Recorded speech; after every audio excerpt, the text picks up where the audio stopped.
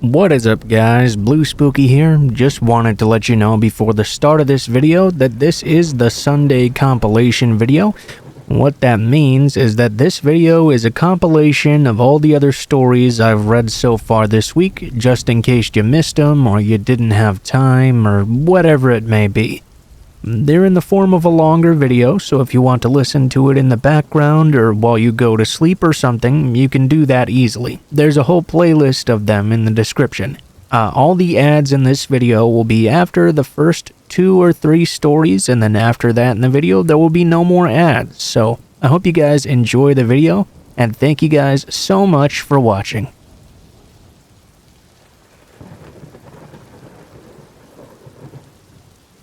This happened one summer when I went out to Kansas City. I was 19 years old at the time, and I had to leave my family's house. My parents were both really homophobic, and I never wanted to come out of the closet to them. Although some parents like that may come around eventually, I knew for a fact that mine would not be like those examples. I had a friend who had moved out of there right after high school, who was about a year above me. She was going to school out there, but her parents had rented her an apartment so she didn't have to live in the dorms. She had always been very accepting of me in high school and invited me to come and live out with her while I began to try and establish a life of my own out there. She didn't have internet at the time. It was in the late 1990s, so it wasn't easy for me to meet new people. She invited me onto campus a few times, but honestly, I just didn't feel right there. In order to help myself meet new people, I used to use the phone lines. It was something to do in between the time that I was trying to find myself a job. For people who are too young to remember phone dating lines, they were a far worse way to meet people than meeting online. It was way too easy for people to lie about who they were, because it was very much more difficult to trace when they did so. Because of this, I had quite a few bad experiences meeting people in that sort of way. There was one particular meeting, though, which put an ending to pretty much ever meeting anyone that way ever again. The person I met, Brett, was definitely older than he'd told me he was when he showed up, but that was okay. I knew people lied about their ages often, and it wasn't that huge of a deal for me. Plus, I hate to sound like this, but I was broke at the time and he offered to buy me dinner. It sure beat just staying at the house and being bored, so I decided to give it a shot and go out to dinner with him. Now, one thing I try to never do is lead people on. A lot of the times, these phone dates make me feel really awkward. People generally expect sex or something immediately afterward. This time though, after the dinner, rather than ask me back to his place and me having to turn him down, Brett asked if I wanted to go for a drive with him. I was totally up for that at least, and it felt like the pressure was slightly off to be expected to do anything. We drove around the town and he pointed out quite a lot of the landmarks to me. I was actually happy for it, but I kept being surprised that he never offered to take me back to his place. He had already known I was staying with a friend, so I never made an offer back to him either. This happened about 25 years ago, I think, so I can't quite remember the name of the structure we were on, but there was this bridge over a highway that was closed off for construction. He drove us out there. It was pretty late at night at the time, and it was the weekend as well, so there were not really any people around this area. He parked his car and then asked me to walk out on the bridge with him. It was kind of a weird atmosphere, and I honestly felt awkward about it, but I decided to go ahead and do so. I have to admit though, it was pretty neat. It was pretty dark up on the bridge, and it was so high up as well. It was really cool watching the cars drive up and under the bridge. I can't quite explain it, but it was a really neat feeling. I was already apprehensive about heights to begin with, when I suddenly felt Brett grab me from behind. He lifted me fully off the ground, as if he were trying to toss me over the railing on the bridge. Fortunately for me though, I had very quick reflexes, and was in good shape as well. I just barely managed to grab onto the railing and stop him from throwing me over. There was a struggle at first. This guy was seriously trying to throw me off the bridge onto the road below. I actually thought for a moment there was a chance he was going to get me over it too, but I had a good grip on the railing and I was able to find some leverage. Looking under my arm, I found where his knee was. I took my foot and jammed it back into his knee. He yelled but still didn't let me go. I had to kick him again and again before he finally released me. I was able to get myself back onto my feet and on the ground. Brad had almost fallen over, but it seemed he wasn't looking to attack me again quite yet. Instead, he quickly limped over to his car, jumped in, and sped backward really fast. He did all of this before I even had a chance to react. It was obvious to me that I'd hurt him quite badly. I had no intention of going after him though. I didn't have a cell phone or any money on me, so I had to find my way back to my friend's apartment on my own.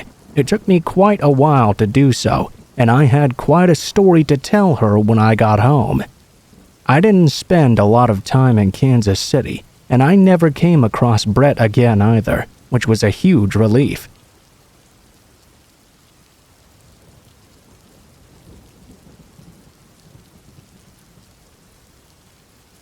I'm a 32-year-old woman who was hired to be a manager at the gym I now work at. It's a pretty boring job, to be totally honest with you. I was hired more for my managerial and office skills than gym knowledge, which is basically zero. I had never gone to the gym a day in my life. It's not exactly my thing. Genetically, I'm skinny as a twig, so I never really even thought about it until I got my job. During the time this happened, I had already started considering quitting. I had worked there for a few years, and it made me feel like my life was draining away every second I was on the job. I had already worked there for a few years, and it made me feel like my life was draining away every second I was on the job. Plus, I didn't enjoy that every time a physical fight would happen, which was quite often, people would come to me for help. Yeah, like my 5', 90-pound self is gonna do anything about two men pushing 300 pounds fighting each other. What am I supposed to do exactly? Get in between them and ask them politely to stop?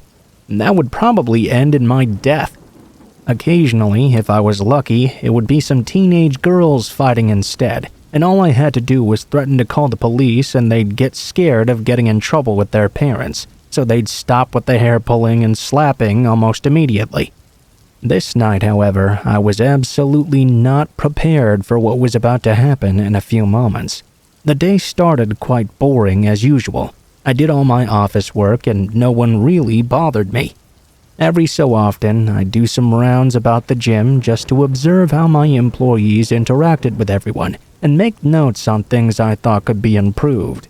The gym I worked at was open at some weird hours. 24 hours a day, Monday through Friday. Saturday, we were open from 5 a.m. to 10.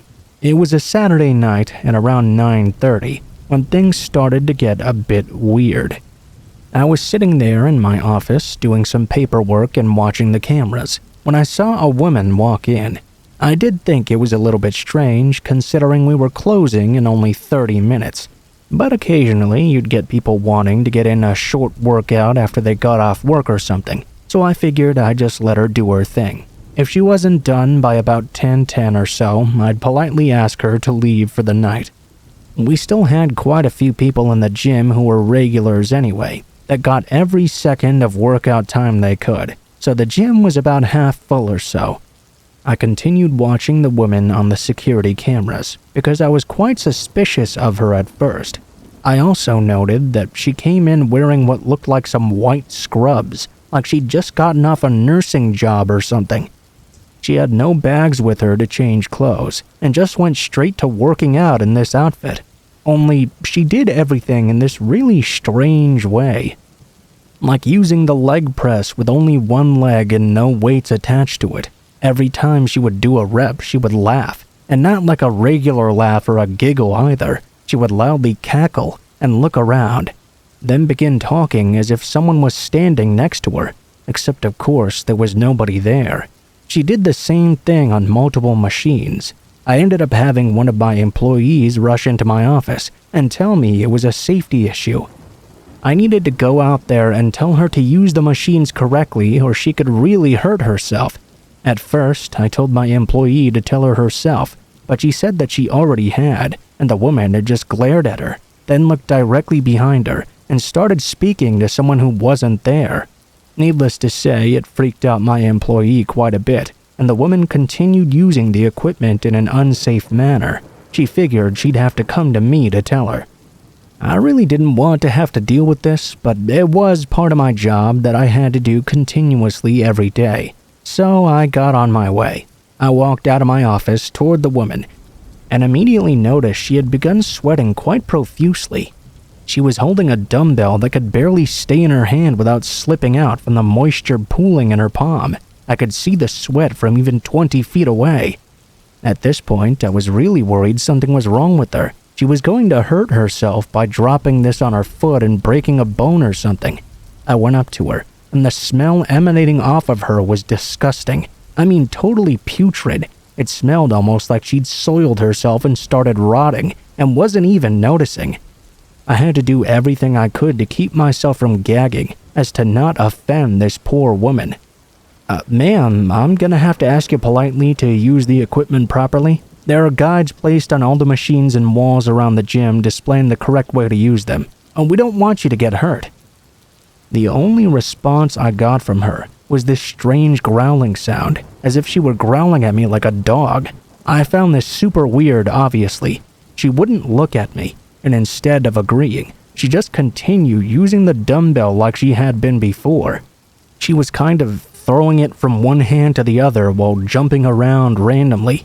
It was a lightweight dumbbell, so it wasn't too scary, but at the same time, obviously we can't allow her to continue doing that. There was something really strange going on here. Around this time, I tried telling her to put the weight down and just leave. She ignored me, but this time raised her hand in the air, as though she were going to strike me with it. Now panicked, I did the only thing I could think to do. I reached forward and pulled the weight out of her sweaty hand. And that's when things got really crazy. After I snatched it away from her, a sort of frenzied behavior began. She started screaming like a monkey, then went up and picked the lighter dumbbells and started throwing them randomly across the gym. Mirrors along the wall shattered as they were struck by the weights. She even began throwing them at other people, and unfortunately she managed to hit a middle-aged woman right in the leg, which made her fall to the ground. Weights were being thrown in every direction. The only way I was going to be able to keep as many people safe as I could was by forcing everyone out of the gym and calling the police. Once everyone was out, I went back in to try and de-escalate the situation. The older woman who had been struck with the weight was still on the ground grabbing her leg in pain, unable to get outside by herself, so it seemed she was unable to walk. I had to make sure nothing was going to happen to her. Someone had to go in and protect her from this mentally ill woman throwing things that could kill somebody. Before I went back in, though, I instructed my employee to call the police. They arrived about 20 minutes later and entered the building cautiously. While I was trying to talk the woman down, she started talking again to people who were not there. She kept looking around the gym as she said in a panicked voice, "Please, I don't want to kill them. Don't make me. They won't hurt me. They're the good guys." "You're lying. They won't take me back there." She looked at the officers and screamed, "You can't take me back. I won't let you." That's when she went back to tossing dumbbells at the police, and through all the fear and confusion, I gotta say I was a little bit impressed by her strength. She began running out of the lightweight dumbbells, and she was throwing the heavier ones just as hard. The police pulled out their tasers and warned her that if she didn't stop right now, they'd have to hurt her. I don't really think she knew what they were talking about though, since she wasn't really in her right mind. She kept on tossing them, and before I knew it, she was on the ground convulsing in shock.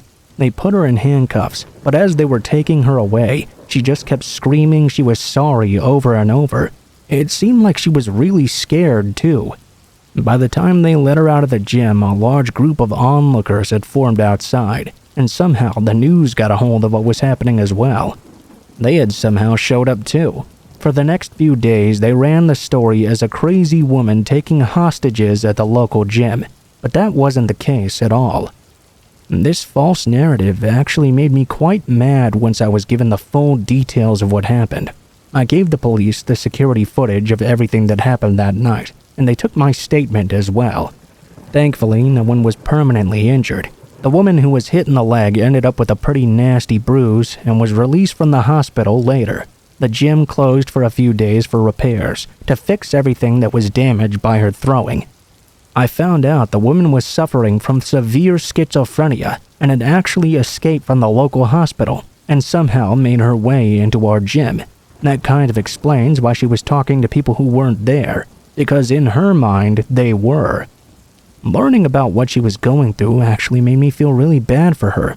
She didn't know what she was doing, and she didn't want to hurt anyone.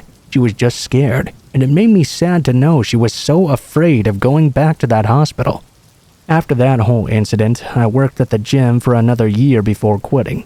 Right now, I'm actually going to school to be a nurse, so I may be able to help people like her in the future.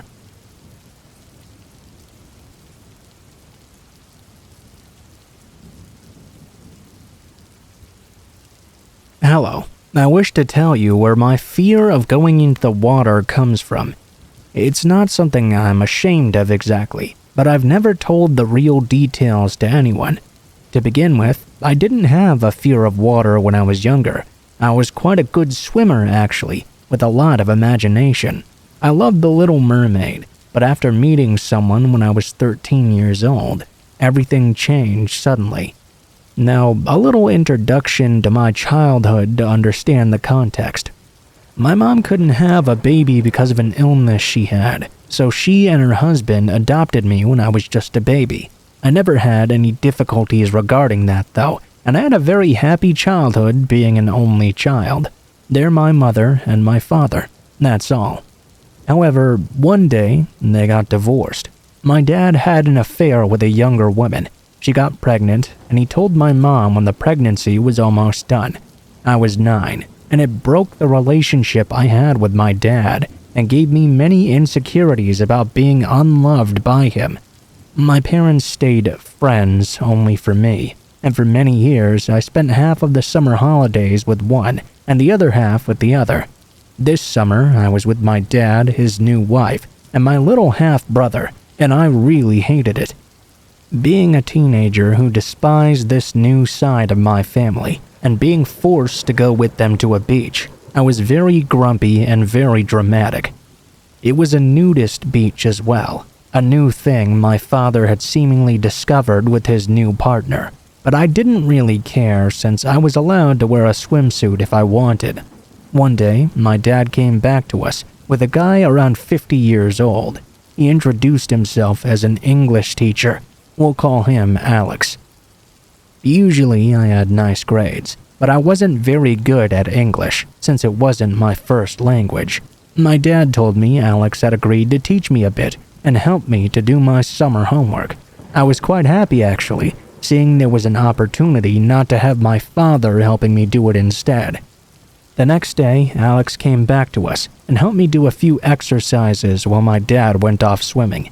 After an hour or so, Alex proposed we go into the water, and I accepted. I said to my father's new wife where I was going, and followed Alex. He gave me a mask with which to watch the fishes.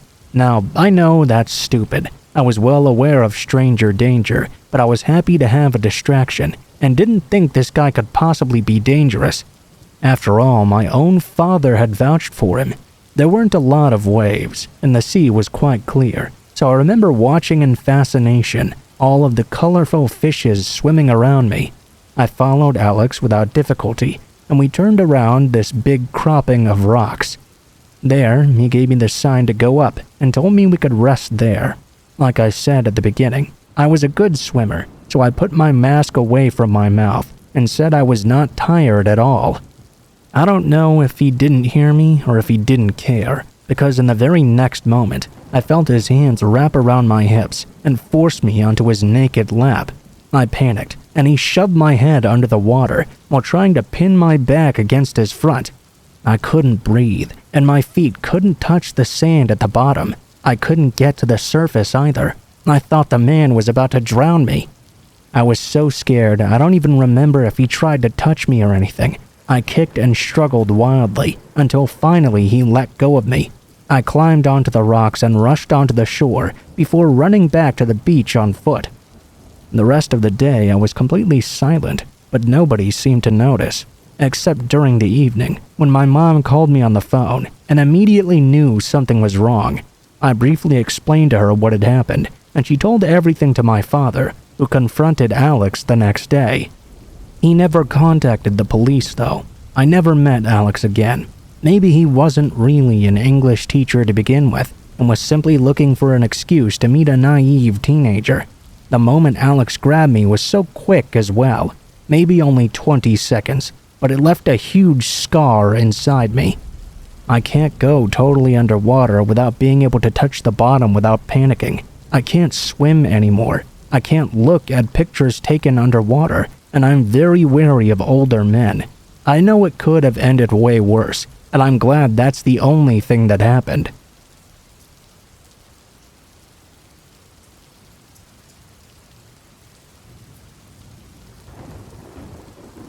I lived in a small suburbanish area of a small town. My house was very close to my grandparents' house. It was my house on one block, a large church with a large parking lot was the entirety of the next block, and then the block of my grandparents' house right after. My grandparents were both retired, and so every day during the summer, while our parents were at work, a few of my cousins and I would go over to spend the day at my grandparents' house. Honestly, it was a really fun childhood to have. When I was around 11 or so, my parents bought us a dog. One of my chores during the summer was to walk over to my house and let the dog out to use the bathroom, then walk back over to my grandparents. One of my cousins, who's a year older than me, would always volunteer to go with me. Well, one day, while we were on our way back to my grandparents' house after doing the chores, a random guy drove up right next to us. In one quick motion, he opened his car door and yelled, "Gotcha!" My cousin and I took off running immediately. He slammed his door shut and sped ahead of us to try and intercept us. He pulled into the parking lot of the church, anticipating us trying to run through it, but instead of running through the parking lot, my cousin and I sprinted behind the church and continued in the direction of my grandparents' house.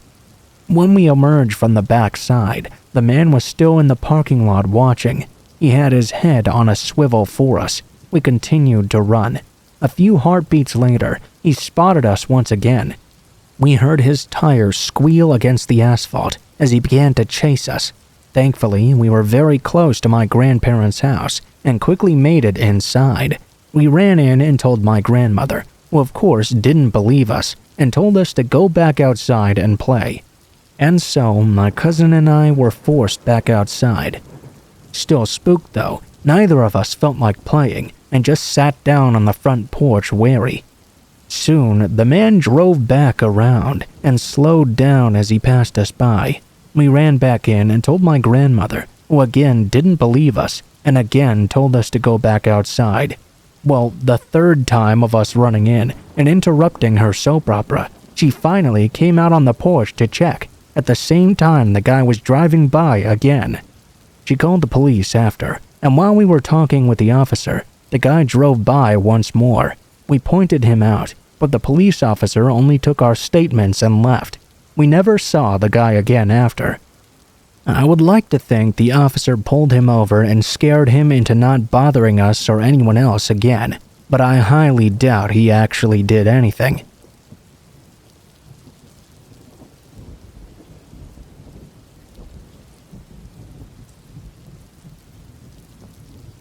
I was 18 and had just graduated high school when this happened.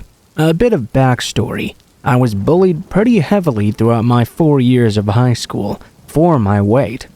I wasn't huge by any standard, but even if I was, that shouldn't have made it okay to be tormented in the way that I was. I was slightly overweight, but I live in a very small town in the Midwest. My graduating class had only maybe 60 people or so. I have no idea why I seemed to be the only target when it came to relentless harassment about my weight, when there were other people that were even bigger than me. But either way, it made me feel incredibly insecure. It had gotten to a point where I wasn't just bullied by the awful people at my school, but I also continued the cycle against myself when I got home. I was disgusted by what I saw in the mirror. I would come home crying almost every day after school, and the only thing I ever dreamt of was simply being fit. That's all I wanted. I figured that once I finally got skinny, I could rub it in the faces of everyone who ever said I couldn't do it. The month that I graduated high school, I decided it was time for the big change. I was done feeling sorry for myself, and frankly, I just wanted to be healthier. I felt like putting all my energy into becoming a better me. I knew that I could do it, and it would make me feel worthy again. I talked to my mom about it, and she suggested getting a gym membership. She even said she would pay for it, as a sort of graduation present from her and my dad. Of course, I wanted to take her up on the offer, but at the same time, I'd always been kind of creeped out by our local gym. It was in this very small building in a very sketchy part of town. Then again, pretty much every part of our town was the sketchy part of town.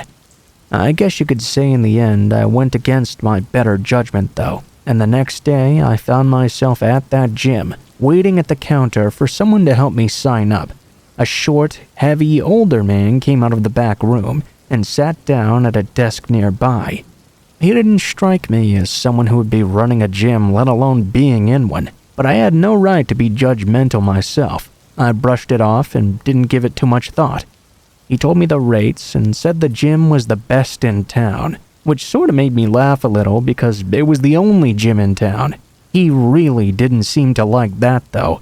His voice was raspy from cigarettes, and I could smell his breath all over him. "What's so funny, huh? You don't think my gym's very nice? You know, you don't have to be here, little girl." I stopped laughing quickly, confused by how harsh he was being. I was very quick to apologize.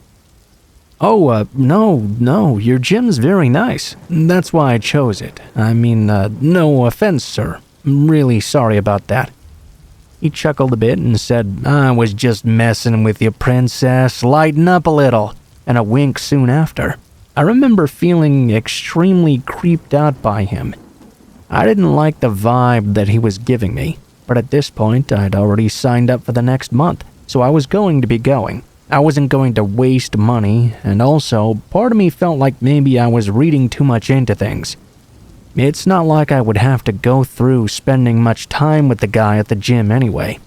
He didn't seem particularly bad or anything. I guessed it was just a little off-putting with his sense of humor was all. I thanked him and walked out of the gym, eager to put some space in between us. I had made some plans to work out that day, but I was having a bit too much anxiety from that encounter. So I went home and decided to do it tomorrow morning. First things first, I woke up and actually was very excited for once. Got my gym bag all ready and headed out on my way. I grabbed a smoothie on the way for breakfast, and by about 9 a.m. I was in the parking lot of the gym. Before I even walked in, I saw the very same man working the front desk. There were a few other people in there this time, so I didn't feel as uncomfortable going in. I pulled open the door and scanned my card before I walked to the door of the women's locker room. The man working the front desk rushed into his office only a few moments after I went into the locker room, which I found a little bit odd. But, it's his job, so whatever. I think I should mention that his office was directly next to the women's locker room. I put my belongings in the locker, after quickly getting changed into my gym clothes, and locked it with a lock I had brought from home. For the next several hours, I worked out a bit and listened to some music. I tried thinking about how life was going to be when I went off to college in a few months. By around 12 p.m. or so, I was done with my workout and ready to head home. I started making my way toward the locker room to change my clothes again and grab my things before heading out. As I did so, though, I noticed that the front desk man rushed to enter his office again at exactly the same time. That was certainly very strange.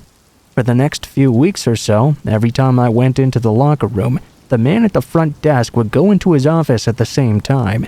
It started feeling less like a coincidence and more like a deliberate act. It wasn't just me either. This happened whenever any attractive woman would enter the locker room. He would always go into his office in a hurry. There were a few times I could hear the man coughing from inside, and occasionally there would be a tapping sound coming from the wall the mirror was situated on. At first, I chalked it up to thin walls and tried to move on. After 3 weeks of going to the gym every day, though, one of my very close friends told me he'd seen a picture of me getting dressed circulating around one of the Facebook groups he was in.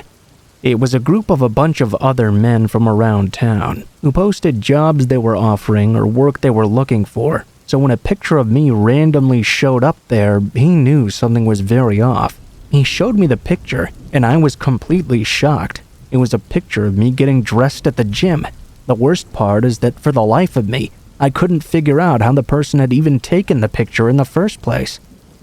Because of my insecurity, I never got dressed at the gym unless no one was in the room with me. If there was even one other woman in the room, I would wait until she left before I got dressed, which also meant it was only me in this picture.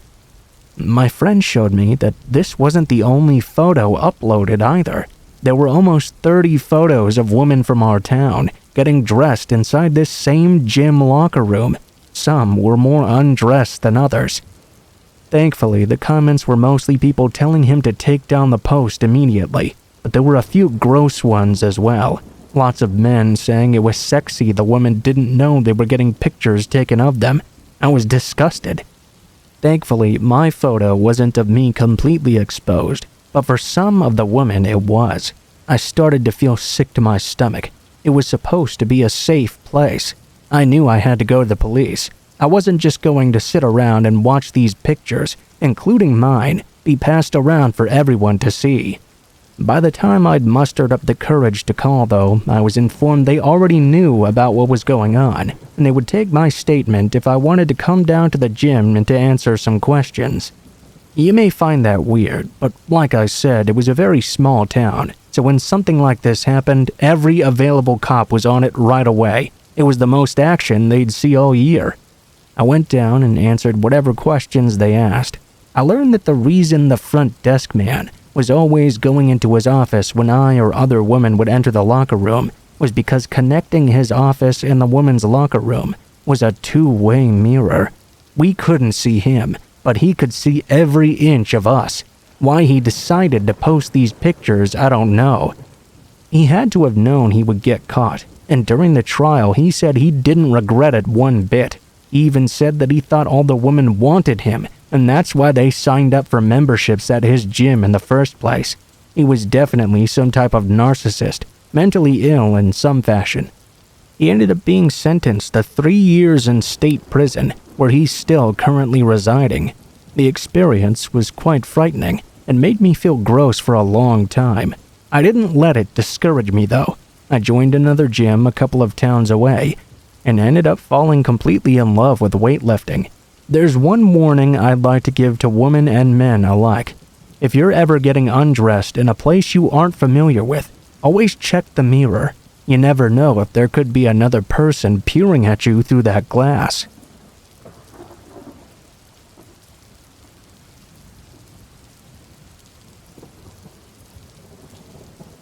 Being a personal trainer is relatively easy work. I'm only in my mid-20s, so I haven't been doing it for very long, but it's great being able to help people work towards achieving their goals in a healthy, safe way, free from any judgment or harassment. What I didn't expect is all the attention I would get from women and their husbands. You see, most of my clients are women, married women, and their husbands don't seem to like another man watching their wives work out or helping them with their form. Now, that's completely fair, I understand to a certain extent, but I've never had an outright issue with any of them. I can always feel the awkward tension when they're working out, though, keeping an eye on us. I've never done anything, but nothing could have prepared me for this one instance. As a man, I had never really worried about being followed at night or having someone become obsessed with me to the point where I felt like I was being stalked. But that's exactly what happened. I had a client that was moving out of town, so a spot opened up on my client list. The gym I worked at had a board that I was able to put a little sign on. Basically, it just said a new spot was open and had a location where to email me. I got around 20 or so emails from people looking for a personal trainer, but to be as fair as possible, I went with the first person who actually reached out. She was a woman in her early 30s named May. She told me she and her husband had just had a baby the year before, and she was looking to lose her baby weight and be comfortable with her body again. Our first session was pretty normal. I set up a pretty low-key workout plan for her that she completed with ease in about an hour and a half or so. Now, just so you understand where my shock at this situation came from, let me tell you just how ordinary May came off in the very beginning. During the first few sessions, all she would talk about was how much she loved her family and how amazing her husband Jacob was. She would tell me all the romantic things he would do for her and spend at least 15 minutes every session showing me pictures of her baby. I found this pretty endearing. I was pretty used to people telling me about their personal lives while they train, given that there's not much else to talk about, and I'm sure it eased their anxiety to talk about the people they loved. Personally, I'm not one to talk about myself while working with clients, and that's never been an issue before. I'd say around our 5th session or so, though, May began insisting I tell her about myself. She started saying things like, "A man like you surely has a beautiful woman in your life. I bet your girlfriend feels super lucky to have someone as sexy as you." I wasn't worried about the comments in the moment, though, as things like that I'd heard from most of my clients. Usually, I'd laugh it off and nothing would happen. Only this time, when I tried to do the same thing, she gave me this very serious look and with a stern voice said, "Well, are you gonna tell me about her or not?" I was a little off guard by her sudden change in demeanor, so it took me a second to answer. I don't have a girlfriend. As you can see, I'm a little too busy for relationships at the moment. And, besides, I have enough women in my life with all these clients I have to take care of." The last part was meant to be a joke, but I could tell she was obviously not taking it as one. "You only have a few female clients, don't you?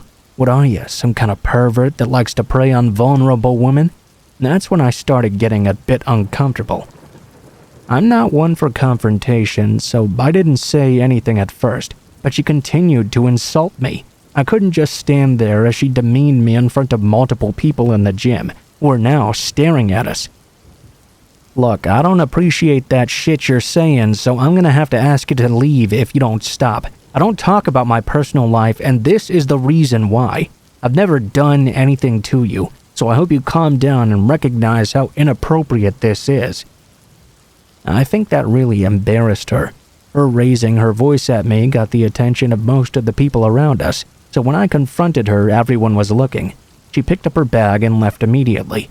To be completely honest with you, I assumed that would be the last time I ever saw or heard from her. The whole experience was, of course, awkward. I had multiple people come up to me afterwards and ask what the hell that was all about. I did get an email from her a couple of days later, but it didn't sit quite right with me. "Hi, it's May. I'm really sorry for what happened a couple of days ago at the gym. I kinda lost it when you mentioned the other woman you train. I hate the thought of you around another woman, touching her while she works out the way you touch me. I guess I got a little bit jealous being around you. The past few weeks have made me realize how much I want you, how much I need you. I thought you wanted me too. I could see the way you looked at me, scanning every inch of my body from the moment we first met. I know my feelings can't be one-sided." Yeah, this did freak me out a little bit, especially because I had no fucking idea what she was talking about. I basically just interacted with her completely normally. I never touched her at all, unless it was to correct her form, and even then it was just like her lower legs or her arms or something. I never touched anybody in a place that would be considered inappropriate or possibly make them feel uncomfortable. When I read that email, I started to really worry that maybe I'd done something wrong. I had no idea she'd gotten such an impression from me. Everything had always seemed so normal. I emailed her back and, in the nicest way possible, told her I had no such feelings for her. Everything I was doing was simply a part of my job, and I was sorry she felt like it was something more than what it was. I also mentioned that it would be a good idea for me to not be her trainer anymore, since I wasn't very comfortable with the way my actions were being misconstrued. I tried keeping it short so nothing could be misunderstood, but the email I got back from her only minutes later made me realize there was nothing I could say to change her mind about me at all. "Oh, I see. This is your work email then. You have to say stuff like this. That's okay. I'll see you later. We can discuss our relationship there." She left it at that. I went into work the next morning and immediately went to see the manager.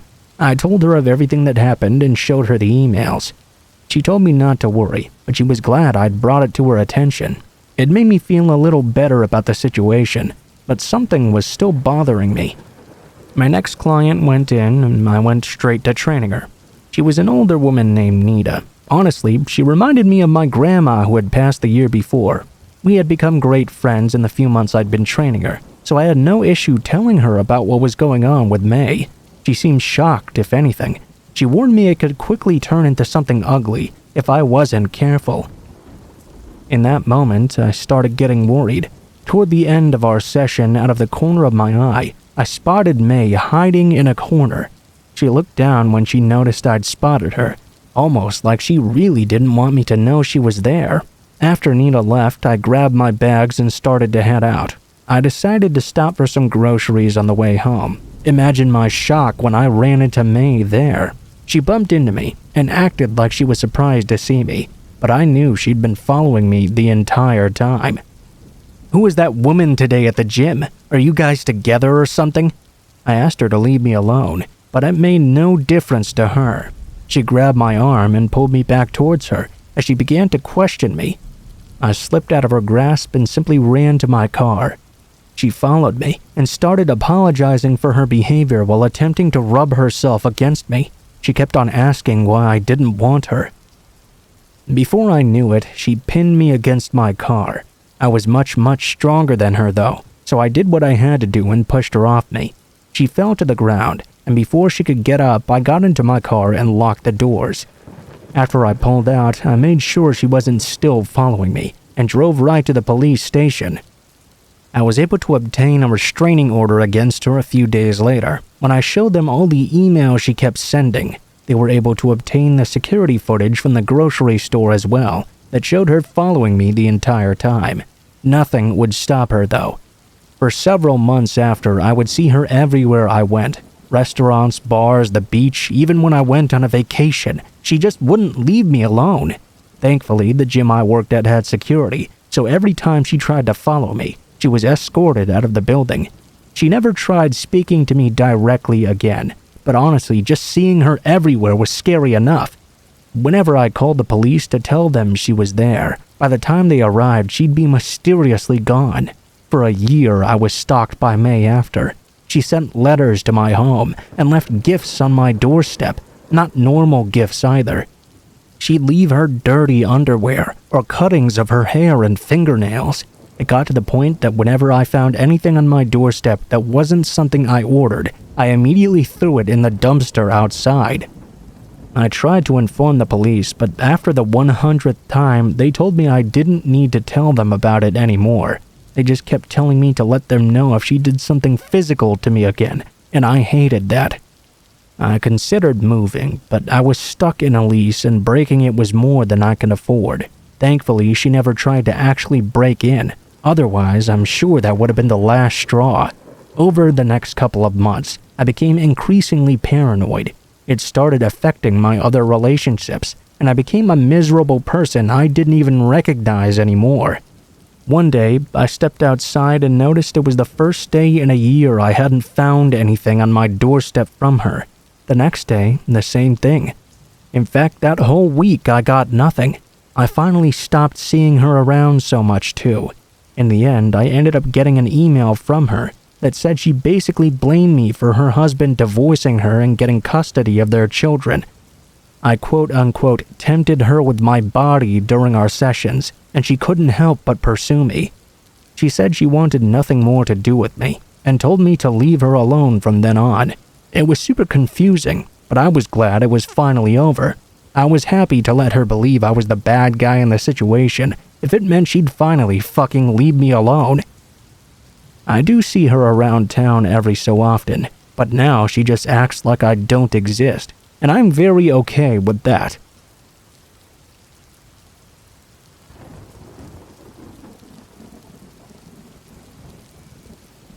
My family grew up in the rural area around where we lived. My parents weren't rich or anything, but we did have a fairly decent life. This was in the 70s or so things were a lot different than they are nowadays. It was a lot more common back then to see someone driving down a country road with an open beer between their legs. Although I don't live out in the country now, nor have I in quite a long time, I at least like to think that things like that don't happen nearly as often anymore. I learned to drive myself when I was about 12 years old. This was not unusual for me or my family.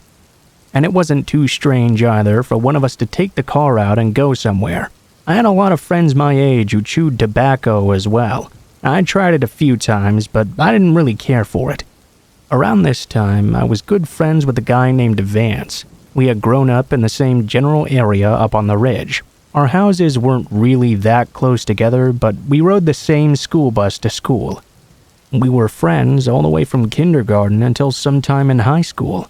The reason the two of us stopped being friends in high school was due to a girl he had liked for years liking me even more. Although I wasn't really interested in her and would never have dated someone my friend had his eye on, this made him really angry. After a while, he just kind of stopped talking to me. A while further after that, he became very antagonistic to me as well, which was pretty horrible because no one wants to lose a friend in a situation like that. It's not like I made the girl like me or something. When I was 17 years old, I was home by myself on a weekend night. I decided to take one of the old cars and see a different buddy of mine who lived a bit further up the ridge than I did.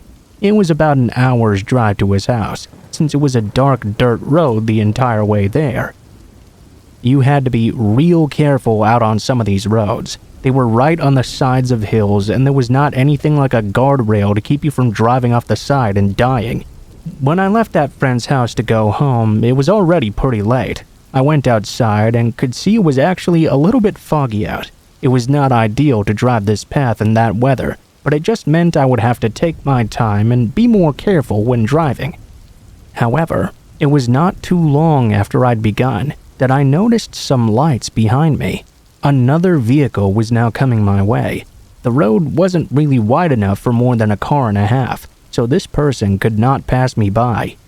Still though, he didn't stop at all. He drove up upon me really fast. In fact, just before he slowed down, I almost thought he was going to slam into me and shove me off the cliff. He had gotten as close as possible to hitting me, then backed off just a bit. When this person was about a car's length behind me, he started to flash his high beams on. Then he sped up just enough to almost slam into me again. Just before he'd hit me though, he slowed down. Now he kept his high beams on, which made it very difficult for me to see the path ahead. I tried to pull my car over just a bit to let this guy pass me by. I was really trying to let him go, assuming that's what he wanted. This guy made no attempt to pass me though. He did the exact same thing, pulled up really close to me, then backed off again. This time he began to honk his horn angrily as well. I began to get very nervous. Every time this guy repeated this pattern, I got even more scared. I tried to speed up now, which I was very hesitant to do. I didn't like driving fast down these roads, even when there was not any fog. That didn't change anything though. When I sped up, he matched me perfectly. He kept getting close as if he was going to hit me off the side before backing off yet again. He did this over and over, while still honking his horn at me. I don't know how long this kept up, but finally we got into the bottom of the hill, so there was no risk of running off the side anymore. We were still in a highly forested area though. Thankfully, by that point, I was not far away from home. I thought I could make it there, and at least I knew my family would be home by then. If this guy followed me all the way home, my brothers would be there to help me kick the crap out of him. No sooner than that thought entered my head, however, the car did its same pattern again. This time, though, it did hit me. I reacted by slamming the brakes, which caused my car to spin and skid off the road.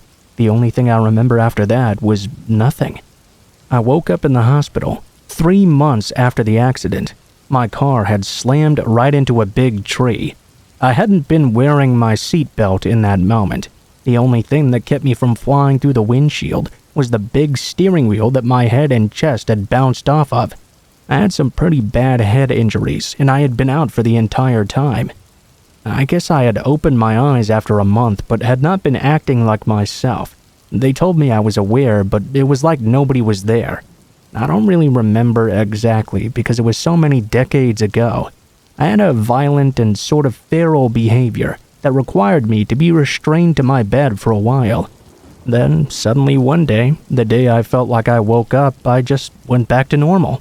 I never found out exactly who was driving that car that rammed me. However, some other people who knew me in high school later told me that Vance had been bragging that it was him after it happened. Vance's dad worked at the police department, so there was never an investigation to see if he had done it. That, of course, convinced me that he had. I don't live out in the country anymore, but I really hope it's harder these days for crooked people to get away with things like that now.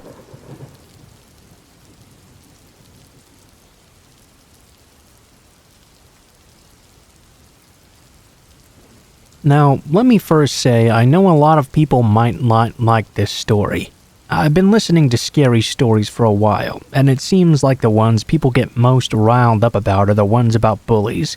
And this just so happens to be a story about bullies on Halloween. I was picked on for as long as I can remember. Never really had too many friends growing up, and not even nerdy friends. I was mostly one of those kids that just kept to myself. I guess that's why I was bullied so much. I always sat in the back of the classroom and never raised my hand or volunteered to do any group work. In fact, I absolutely despised group work. And besides, no one wanted me in their groups anyway. For the most part, I didn't really care about all this. I just liked living in my own world. It did bring a lot of abuse my way, though. There was name-calling, which no matter what people tell you is bad and can hurt you quite deeply, and I would occasionally get shoved down. Although the bullies never did go so far as to try and beat me up or start fights with me. When I was around 14 years old, I was still going through this kind of thing. It bothered me a lot more though, because of course, those are the years boys have tons of testosterone in their system, and they get a lot more mean and aggressive. I started to get a lot more teasing, and really came to hate high school gym class. I was shy about changing in the locker room, and that didn't really help my popularity at all. During the fall, it got a lot worse. I was looking forward to Halloween though. For the first time, I was going to have the house all to myself. My parents were going to be going out to a party. I enjoyed being home alone, and it seemed like Halloween would be the perfect day to do it. We didn't get much trick-or-treat traffic in our neighborhood, but I planned to keep the lights out and pretend nobody was home. I had some movies I was going to watch and just have a quiet and alone night. I was at home watching a movie when I heard the strangest noise. It felt like someone was tapping on my living room window. It got my attention at first, but I figured it must just be an animal or something. I didn't really pay that much attention to it. Another time went by and I heard that same noise again. This time it was coming from a different window though. The exact same noise, same number of taps, just a different area. That was really concerning, and I paid more attention to it this time. I looked over out the window though and was not able to see anything. I tried to pay attention to my movie, but it was hard to get back into it. Just as I was beginning to, I once again heard that tapping noise. Except this time, when I looked at the window it was coming from, I saw someone outside.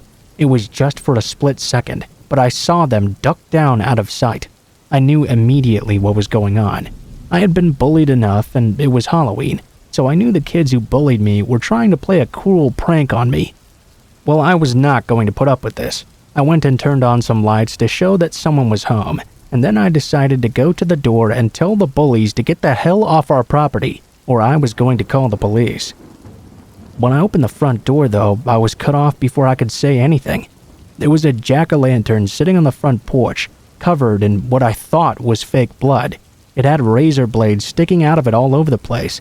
It was lit and smiling at me. That made the entire thing just that much more terrifying. I took it as a threat. I closed the door and immediately went and called the police. I don't think the bullies expected that because they hadn't left yet and were still trying to torment me. They tried to run off when the police arrived quickly. I guess that was my Halloween treat, seeing the police scare the crap out of those bullies who had scared the crap out of me for so many years.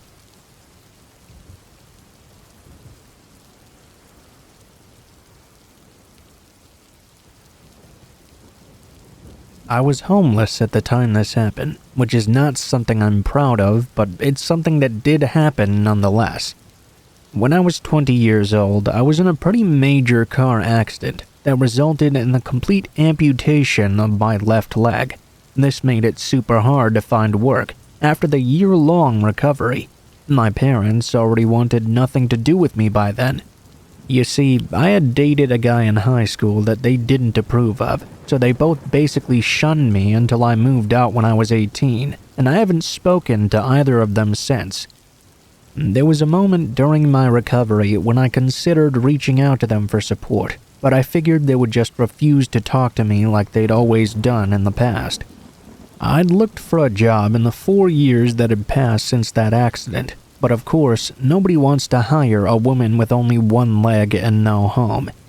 They can't technically admit that's the reason, but everyone knows that it is. So I decided to live out of my car, and whatever money I got from donations around town, I used to pay for a gym membership. From the very beginning of my fall into homelessness, I knew I needed to find a place that I could shower and use the bathroom throughout the day whenever I wanted or needed to. Hygiene was very important, and I was not going to let homelessness take that away from me. I figured the gym was the perfect place for this. It was open 24 hours a day, and nobody would ever question why I was going in and out multiple times to use the restroom. The plan actually worked out perfectly for a couple of years. Nobody ever asked any questions, and if I ever got bored, I would go in and actually work out for a few hours. It was a little bit hard with the whole one-leg thing, but I managed to make it work. I did exercises I could do with my arms, and tried to ignore the stares I got because of it. After about a couple of years or so, I decided to change gyms though. The one I'd been going to was becoming more and more expensive. The new gym I signed up for was in a more harsh part of town.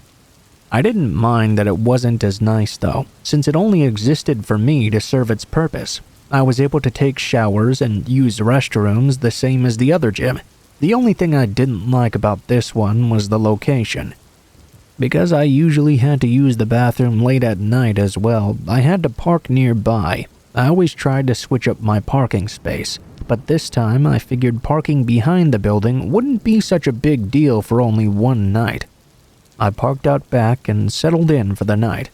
Usually I'd put a sun shield on my windshield and cover my windows with towels and blankets so no one could see inside. It felt much more safe and secure that way. Around 3 a.m. though, I started hearing a knocking at my car windows. I'll admit I was quite scared and I didn't know what to do. I laid in my back seat with my eyes squeezed shut as tightly as possible, not knowing if I should say anything or not. I didn't know if it was the police asking me to leave or if it was someone who was there to hurt me, but I really didn't want to find out either way. The knocking on the windows continued for what felt like forever. Eventually it stopped, and I just sat there waiting for it to come back. It didn't. Instead of knocking, I started to hear a soft whistling circling around me. It started quietly, but as time went by, it became louder and more high-pitched. Whoever was trying to get my attention had succeeded. At that point, I was totally freaking out. I wanted to call the police, but I couldn't. I was parked there illegally. and I knew it would bring unnecessary attention towards me in the long run. After a while of the circling whistling, it went into silence, and I thought it would finally be over. That's when I began to hear the person outside talking. At first, his voice was so soft I could barely hear him. I didn't even know what he was saying. Then it sounded like he was pressing his mouth up right against the door into the small crack where the door shuts, almost like he wanted to be sure that I could hear him. He started calling out to me. He did this a few times before finally saying, "I know you're in there. Just open the door. Come out and play, please."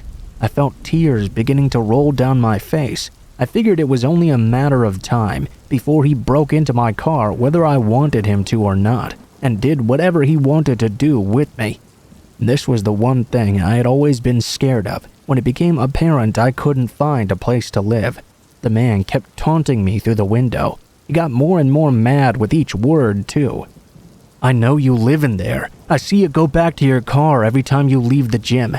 Just open the door. I promise I'll help you. Open it up before I get really angry." I couldn't speak even if I wanted to. The words just wouldn't come out. I started debating on whether or not I should actually speak back to him and ask him what he wanted, or tell him to leave me alone. I knew this was a bad situation to be in, but I was still frozen in the spot. I started trying to make plans in my head of what I could do to get myself out of this horrible thing that was happening to me.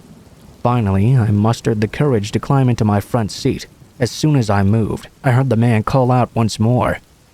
"I hear you moving around in there. Are you finally gonna let me in?" I heard him beginning to tug the handles, looking for a way inside. They were all locked, thankfully. I felt the car now begin to move from side to side as he leaned against it while pushing as hard as he could, desperately trying to get into my car. I fumbled around in my bag for my keys, and when I finally found them, I started my car, put it into gear, and ripped the sunshield off in one quick motion. I began to speed away, and I heard a loud thud. I felt the car move slightly as I drove off, but there was no way I was stopping to see what it was. I drove for hours. I needed to get away from that man and that city. Granted, I might have become paranoid, but I didn't want to risk running into him again, especially since I had no idea what he looked like, but he knew exactly who I was. When I finally stopped, I noticed a large dent in the rear of my car. I figured that was the outcome of the thud I'd heard while driving away. I didn't care though, as long as I was okay and my car still drove. I canceled that gym membership over the phone and joined another in the city I had driven to a few hours away. I used that gym for a couple of years before meeting my now husband there, who I've been happily married to for 8 years. We have 2 beautiful children, and I'm glad I never have to think about that man or those awful sleepless nights in my car all alone ever again.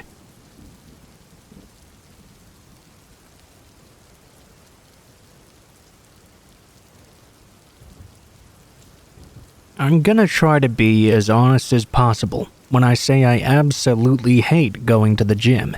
I hate the musty smell when you walk in, all the sweaty people leaving sweat stains on the equipment and refusing to wipe them down, and the crowds that bring so much noise.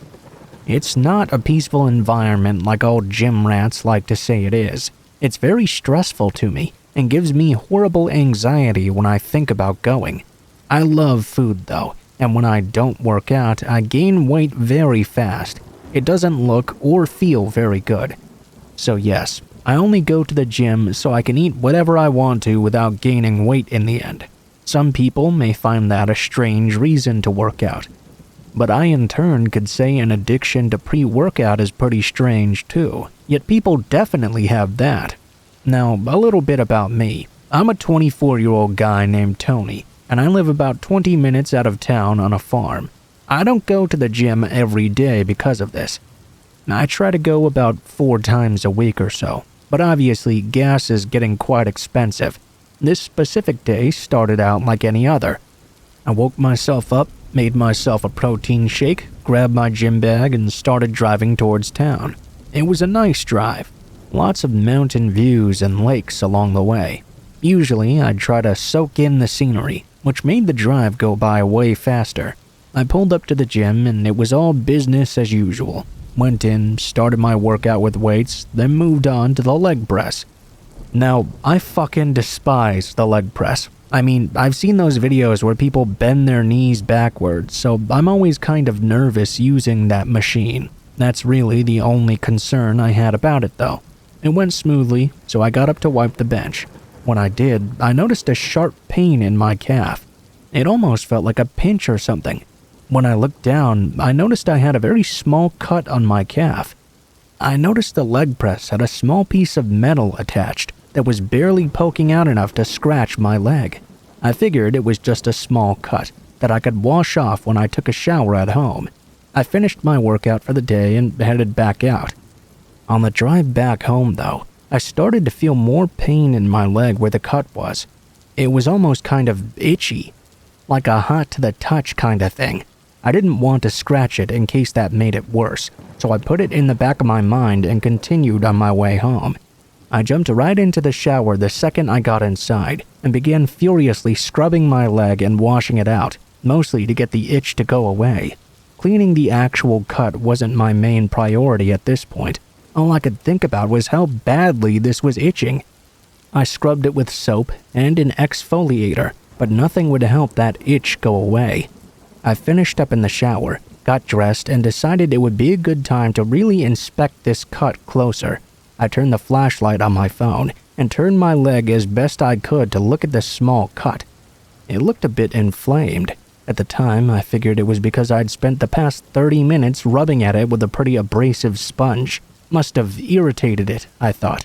I ended up just putting a band-aid on it and forgetting about it for the rest of the night. It itched here and there, but I ended up getting used to it, and before I knew it, I was fast asleep. The next morning, though, I woke up with my whole leg feeling hot, almost bloated, if that makes any sense. I took the band-aid off. The cut certainly didn't look good. It was swollen and puffy and had bright red skin around the edges. It looked like it was oozing some sort of pus, too. I called my mom, who told me it was probably infected. She said to go to the store and get some antibiotic ointment for it. So, that's what I did. I wrapped it up and headed to the store to get some ointment, and possibly more bandages, now that my small band-aids weren't able to keep it contained anymore. I picked up whatever it looked like would help and rushed home. The itchiness had soon come back, and I just couldn't take it anymore. By that night, my leg had become so inflamed and painful that I started having a hard time walking on it. The ointment didn't seem to be working, and the cut got worse and worse. It was leaking this yellow goo that just didn't seem to stop, and I had the worst time falling asleep. Throughout the night, I'd be woken up by the horrible pain in my calf, like someone was taking a hot iron directly to my leg. The next morning, my symptoms were the same, only I couldn't put any pressure on my leg without unbearable pain. I kept reapplying the ointment, and every second praying it would get better. Throughout the day, I was getting random feelings of nausea and even slight headaches. I hate going to the doctor, so I was trying to put that off as long as possible. I told myself that if I didn't get any better by the next morning, I would take myself to the hospital. Well, I bet you can guess I did not get better. You'd be right if you thought it got worse. Much worse. What had once been a small, tiny cut and now festered into a large lesion that was oozing pus and blood. I couldn't even stand on my leg. I'd woken up in a pool of sweat with pretty intense dizziness. I knew something was very, very wrong. At that point, I knew I couldn't ignore this obviously very serious infection anymore, but I also couldn't drive myself to the hospital without using my leg. I called my mom and told her what was going on. You should have heard the worry in her voice. I could tell she was very scared. She lives in town, so it took her about 20 minutes to get to me. It also wasn't easy for her to help me into the car. She's a small woman, and now I wasn't able to use either of my legs, so I relied heavily on leaning on her. Must have been pretty hard. On the way to the hospital, I started feeling really lightheaded, almost like I was going to pass out. My mom kept desperately telling me to stay awake. I remember her rolling the window down so the cold air would rush against me. It did make me feel a little less hot, so I guess in her own way she was helping me. She pulled into the emergency section, and before I knew it, people were rushing over to me in a stretcher. I was lifted from the seat in the car onto the gurney and immediately wheeled away. I could hear my mom in the distance, asking them if I was going to be okay. I couldn't hear what they were saying, since the doctors were asking me a bunch of questions. I only managed to answer one. They asked me how I'd gotten the cut, and all I could say was Jim before I completely blacked out. By the time I woke up, it had been a few days since my admittance into the hospital. It turns out that small cut I got at the gym had developed into a full-blown MRSA infection in my leg. Because I left it untreated for a few days, it caused me to go into acute kidney failure. I guess this type of infection spreads very easily in the gym or athletic settings. They said my case was pretty bad to have progressed so quickly. I was in the hospital for a couple of weeks, while on IV antibiotics for my leg and treatment for my kidneys. It's been a year since, and I've mostly recovered.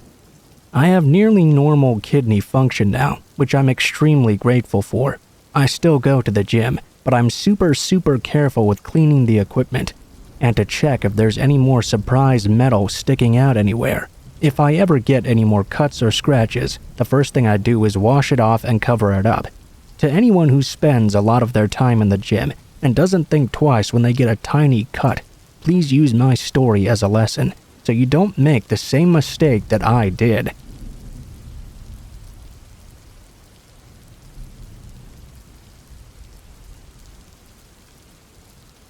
This story actually happened to my sister. Back in 2009, my then 21-year-old sister was living all alone after getting into a big fight with our parents. She worked as a waitress while going to school, so obviously money was quite scarce. Because of this, she was living in a very bad part of town, in an apartment complex that from far away looked okay, but things got very weird once you got closer. It was one of those 2-floor South Florida buildings, but all but maybe 5 units were currently occupied, only 5 out of 18. The rest were in such bad shape that they couldn't even be rented out. We're talking about giant holes in the roof, broken pipes, etc. One night, my sister was just getting home around 11 p.m. after her shift had finished. And that was when she noticed an old van parked in one of the spots right next to the stairs she had to take to go up to her apartment. I guess natural instincts kicked in because she decided not to use those stairs and to use the other set at the other end of the building. She had to walk across the entire parking lot to reach these stairs though. As she was doing this and going up the stairs, she looked over at the van and realized there were 2 people waiting inside, sitting in the dark and staring at her. She decided to hurry up and sort of sprinted to her apartment. As soon as she started moving faster though, the 2 men hopped out of the van and began running up the stairs next to their van to try and catch up to her. Her apartment was so close to those stairs that by the time she was near her door, they were already halfway up.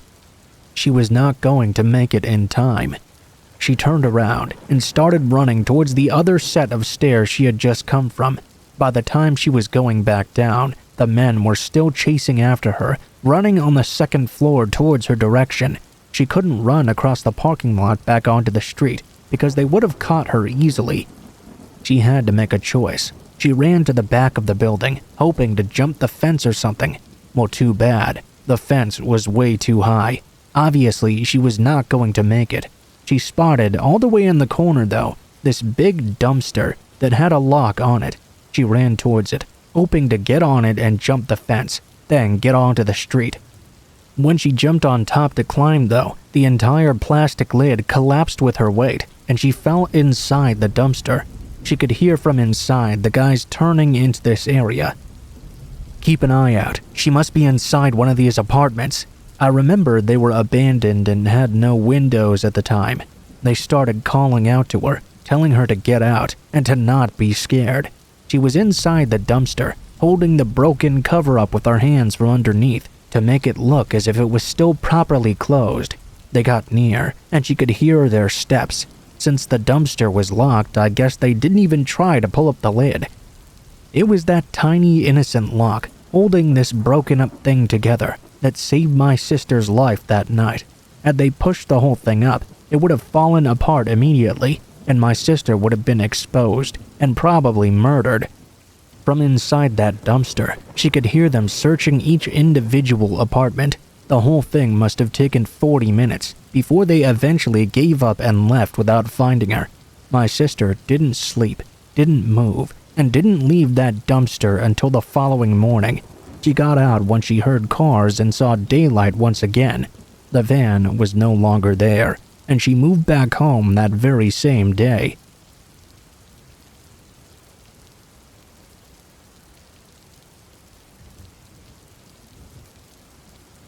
I live in a small town where everyone knows everyone and everything. My sister, 16 and female, and I, 17 and female, adore film photography, so we were hopping from park to park just this past April to get shots of the spring foliage. My school is located in the middle of the woods, just off of a residential area. Down an adjacent road is this beautiful scenic mountainous park of about 250 acres with various recreational sections. Playgrounds, hiking trails, you name it. I visited the park to read frequently in isolation, but it was always fairly empty. That day would be no exception, as it was overcast and rainy.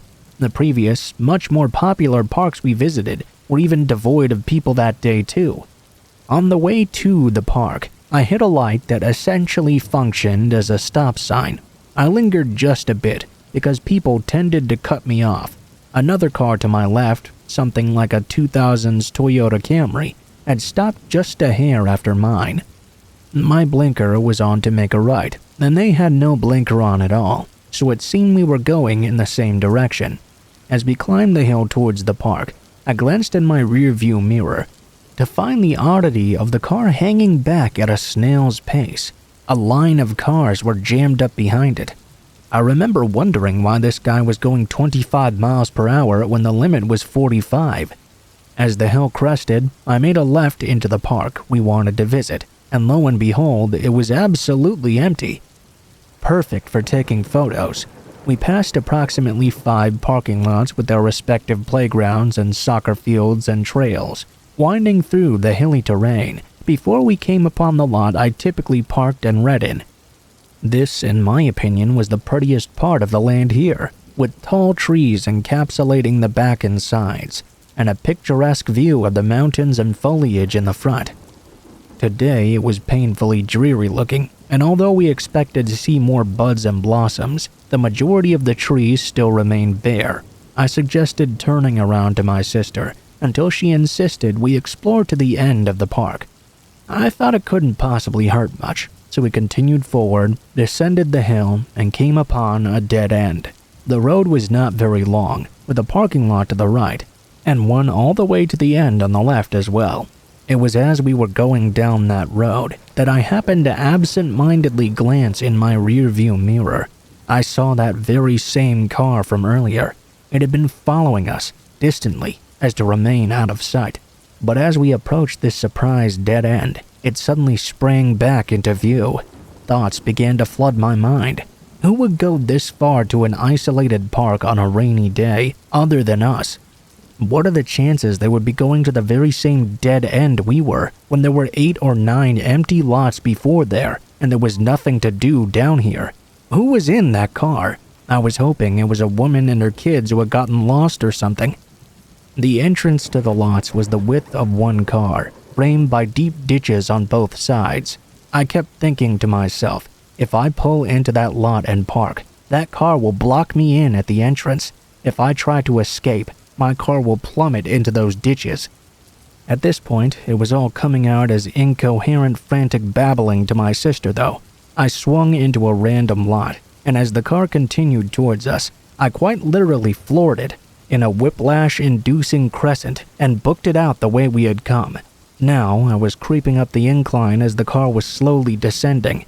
As we reached a perpendicular, I stole a look at the individual inside, a 45 to 50-year-old man I'd never seen before. I frantically climbed the hill, and we were now, luckily, a good distance away. The hill's elevation offered us a clear view of the car, and I instructed my sister to keep a vigilous watch as I continued driving. She reported him pulling into the center of the last lot as if to park, remaining still for a moment, and then swiftly turning around. I was shaking and checked my rearview mirror obsessively as we exited, descending the road we usually traversed. It was when I was nearing the initial stoplight the car had tailed me from that I glanced back again. In the usual fashion, the car had somehow caught up once more and was making a slow, snail-like approach from the distance.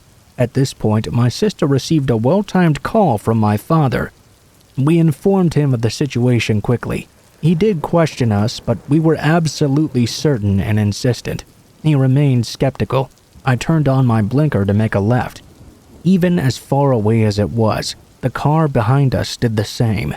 Adrenaline and panic surged, and I began racing down the road with the intent to sandwich multiple cars in between us and expand the distance. Somehow, that car still managed to follow the exact same distance behind, though. I made multiple loops around town to assure we'd be safe, and this continued on for another hour until it finally worked, and I lost him.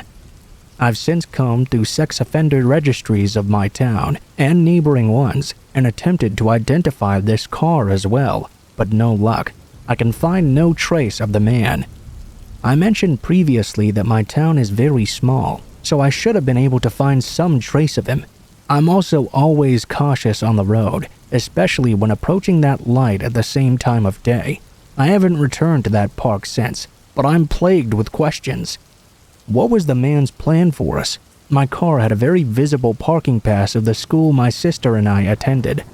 I fear he intended to target us specifically because we were students, and may target other students someday as well. After all, the school is not very far away from that area. Every time I see a similar car, my heart drops to my stomach.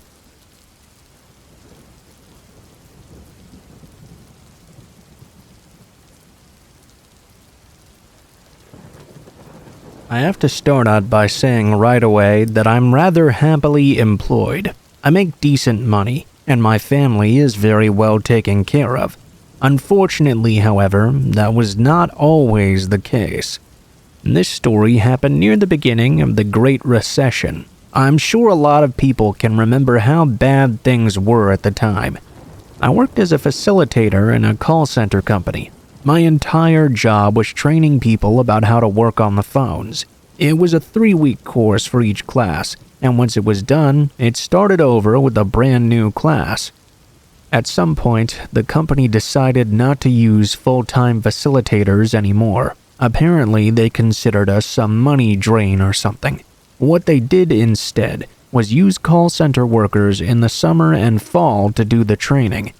They were paid less than we were and didn't get a bonus for doing the training either, so off we went. I had severance for a few months, but that was hardly a comfort. I had children, and I needed to find a job in order to take care of them. Everyone at the time was cutting employees, not hiring them, so I was not having any luck in finding a new job.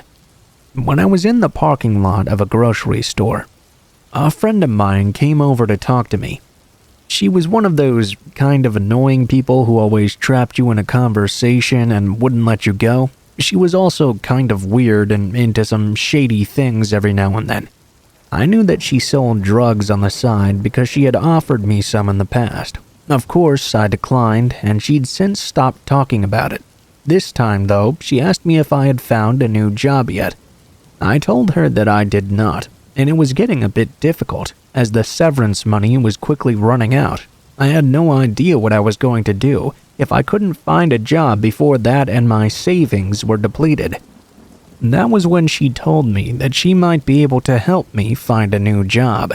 I was somewhat dubious about this offer, considering her history, and insisted I did not want to do anything illegal. She reassured me, though, that it wasn't anything like that.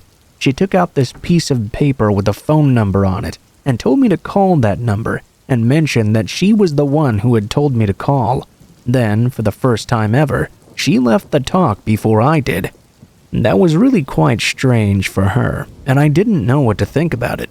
After a while, I decided it couldn't hurt to just try out the number, though, and see what exactly was going on here. I called, and someone picked up on the second ring. They gave me the name of the business, something I had never heard of before, and asked how they could help me. I gave them all the information my friend had given me, and they told me they could set up an interview the very next day. I was given an address, and they hung up the phone soon after. I was quite excited because everything seemed to be very legit, and I really had not expected it to be. I would be able to go to the interview immediately after I dropped the kids off at school. I didn't have a GPS or anything, so I had to find the place on my own. I drove, and when I was getting closer, I realized this was in a rather seedy part of town. In fact, it was an area with a lot of industrial buildings that had been closed down. Therefore, there was basically no traffic or cars or anything in the area. I kept checking the different addresses, trying to find the right one. Eventually, I did find it, because I recalled the name of the company. What stood out the most to me upon pulling up to this address was that there were no cars in the lot at all. I guessed to myself that maybe the employees parked in the back or something. I didn't give it too much thought because the business could definitely still be running even with some other closed ones in the area. I got parked at what was marked as a spot for guests. Then I got out of the car. I walked up to the building, but as I did, I started to get very nervous. It didn't look like anyone was inside, and it was very scary walking up to it like this all alone. I walked up to the door and opened it. It was unlocked, and at first I breathed a sigh of relief. I was initially thinking I had been sent to a closed building. I went inside, and my relief quickly left me. There was no one at the reception desk. There were not any lights on, and the place was definitely deserted. I walked over to the elevator, pushing the button. Maybe the reception area was simply closed, but the place I was supposed to work at was further in and open. When I pressed the button, though, to my surprise, there was no power, and the elevator did nothing. I stood there for a moment, not exactly sure what I was going to do, and that's when I heard it. I heard a voice saying something in the distance. I couldn't totally make it out. It seemed to be coming from the staircase beside the elevators. I decided to go and open the door and try to hear what was being said. I opened the door and immediately wished that I had not. A loud voice was coming from below, chanting over and over, "It's for you, Lord. Come to me, Lord. It's for you." The voice was coming from down the stairs in the basement of the building. I was frozen for a moment and decided to close the door quietly. I didn't know what was going on in that basement, but it certainly had nothing to do with any job interviews. I intended to walk out of the building quietly, but my fear got the best of me. I sprinted out and got into my car. As I was driving out, I noticed several people now standing in front of the building, watching me leave. They weren't dressed like business people, though. They were all wearing these sort of robes or something. They just watched me as I left, and I sped away from this freaky as fuck sight. When I got home, I went to call my friend who had suggested that I go there in the first place. She didn't answer the phone, though. She didn't return my message, and I never spoke to her or saw her again. I have no idea what really happened that day, and I really hope that I never find out.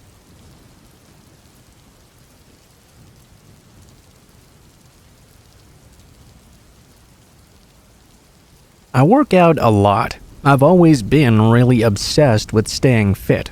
I've also had training in wrestling and some martial arts. Although I don't particularly like the idea of fighting, I think I could do more than just hold my own in a fight. This is pretty important to know, because it makes my story that much scarier. Now, this happened in the fall, so of course the sun had been setting a whole lot earlier.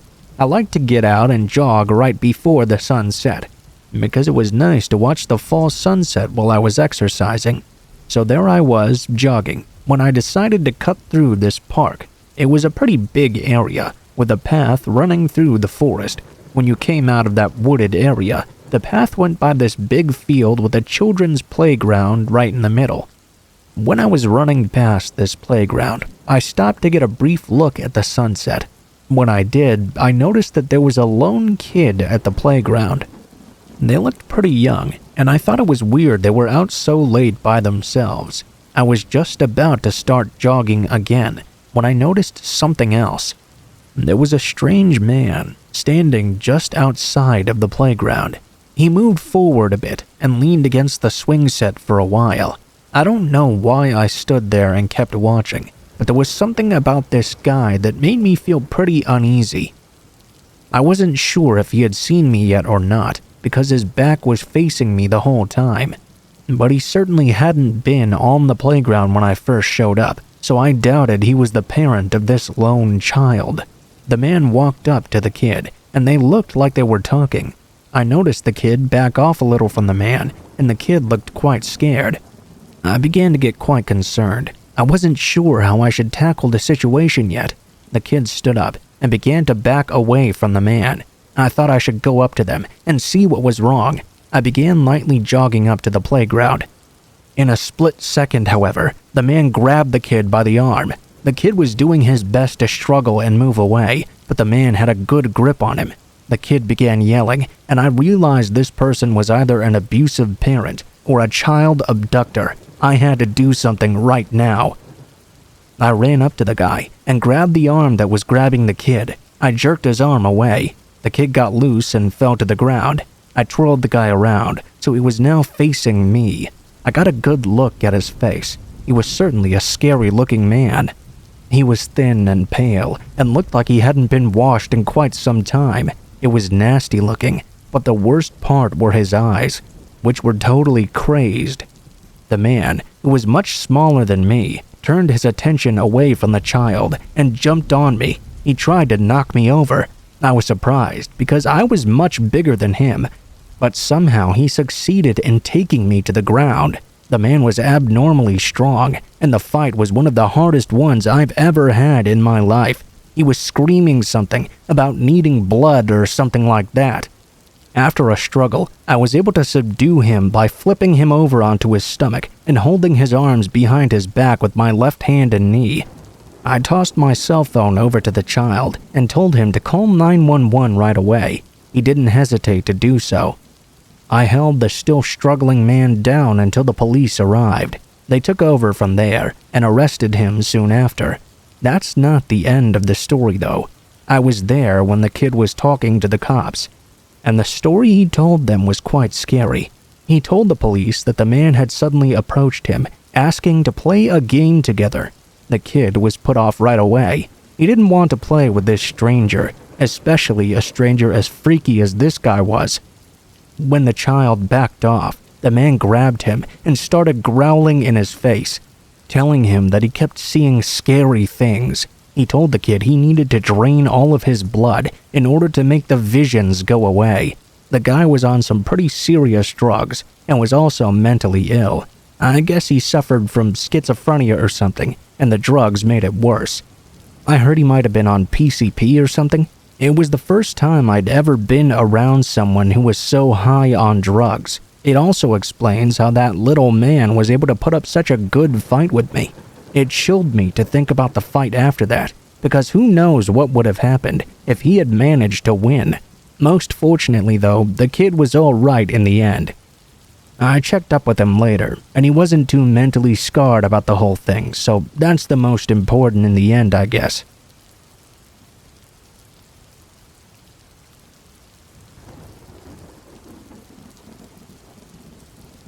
Now, I'm not 100% certain if these two events are correlated, but they certainly might be. I had an extremely messy breakup with a girl when I was in my 20s, which is quite a long time ago now. It was like something you might see out of a movie. We yelled, we screamed, we called names and threw things at each other. It ended with her and I mutually screaming as she left the house. I was at the door, screaming back as she walked to her car, and supposedly drove her way out of my life. I didn't hear from her for the rest of the week. In fact, I was quite relieved not to. I knew it would just lead to more drama in the end. I was hoping that everything would get back to normal, and I would never see her again. So it was on the weekend when I was home by myself that I had an experience that part of me thinks was instigated by her. I had gotten home pretty late on a Saturday night, after having been out at bars with some friends of mine. I wasn't ready to go to bed just yet, so I decided to keep having a few drinks in my home. Hey, I knew I was going to pay for it in the morning, but that was fine with me at the time. I had my television beside the window that faced out in my living room. That way I could just look over and see what was going on outside. Not that much was actually going on ever, but if it was, I would know about it right away. I guess you could also say I'm kind of paranoid, and if I'm watching TV and someone comes to the door, I want to be able to see who it is before they get there. Normally, I don't pay that much attention if I see someone just walking on the sidewalk in front of my house or something though. It's normal that kids and random people do that. This night, however, I did take notice of a particular person passing by. It was because this guy was very large and scary looking. He was also overly dressed for what the weather was like. What really got my attention, though, was that he kept glancing over at my house. I wasn't sure if he could see me or not, but I could sure see him. After the glances over to my house, he kept on walking on his way. I found that quite strange, but I soon put it out of my mind and went back to watching TV for a while. Feeling that I wanted another drink, I got up to go to the kitchen. There was a sliding glass door facing my backyard.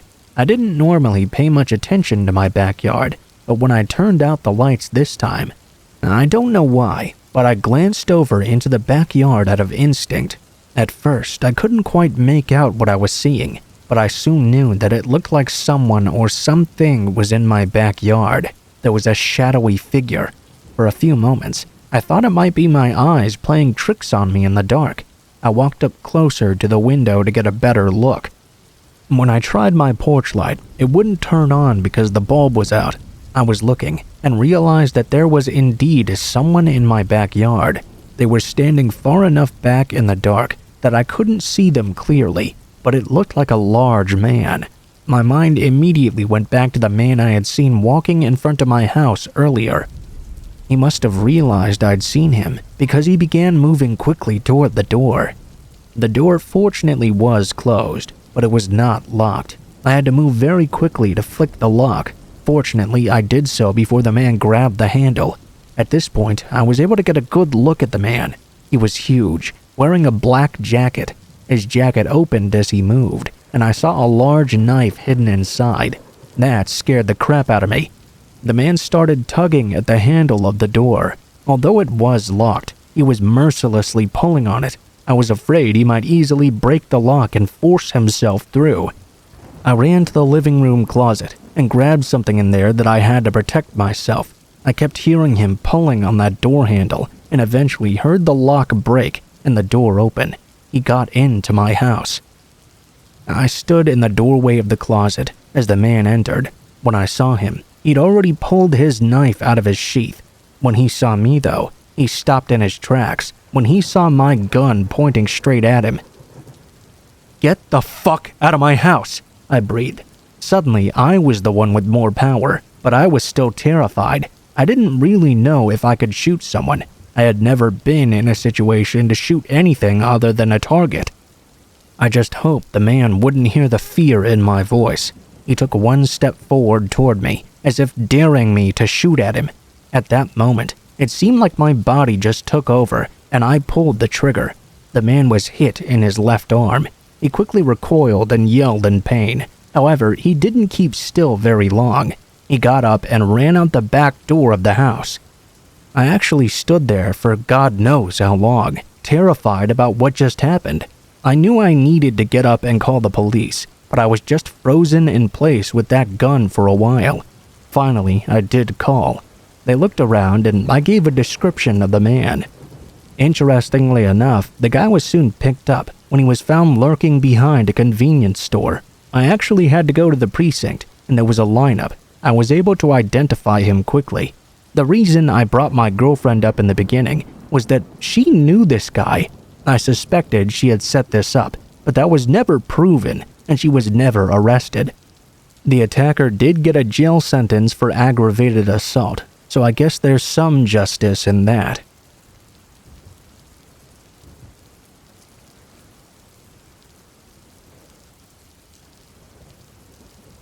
We're going back almost 10 years ago now. One morning, I dropped my son off at school, then drove over to a nearby 7-Eleven with my infant daughter. It was pretty early in the morning, so there were only one or two other customers. One of them was an older-looking man with a walker who was slowly making his way around the store. I didn't pay too much attention to him, other than feeling kind of sorry for him. I picked up the few items I needed and headed out to my car. Right as I was putting my daughter in her car seat, I heard a voice call out from behind me. I turn and it's the old man with a walker, only there's something weirdly different about him now than when I saw him inside the store. He was walking straight upright, not leaning on the walker, and his voice sounded much younger than you would have expected from looking at him. I remember him saying, "Cute kid, huh?" Then, as I turned around, I only got the slightest look at the man in his brand new posture before he slammed the walker into the back of my legs. The force made my knees buckle, and I almost fell right on top of my young daughter. I'm not exactly the tallest woman in the world, so the height reduction from my knees buckling had me falling forward into my open car. I tried really hard not to crush her as I fell. I honestly thought he was trying to get me, which was bad enough, but when he grabbed me by the hair and started to drag me up and off my daughter, I realized he was trying to get her instead.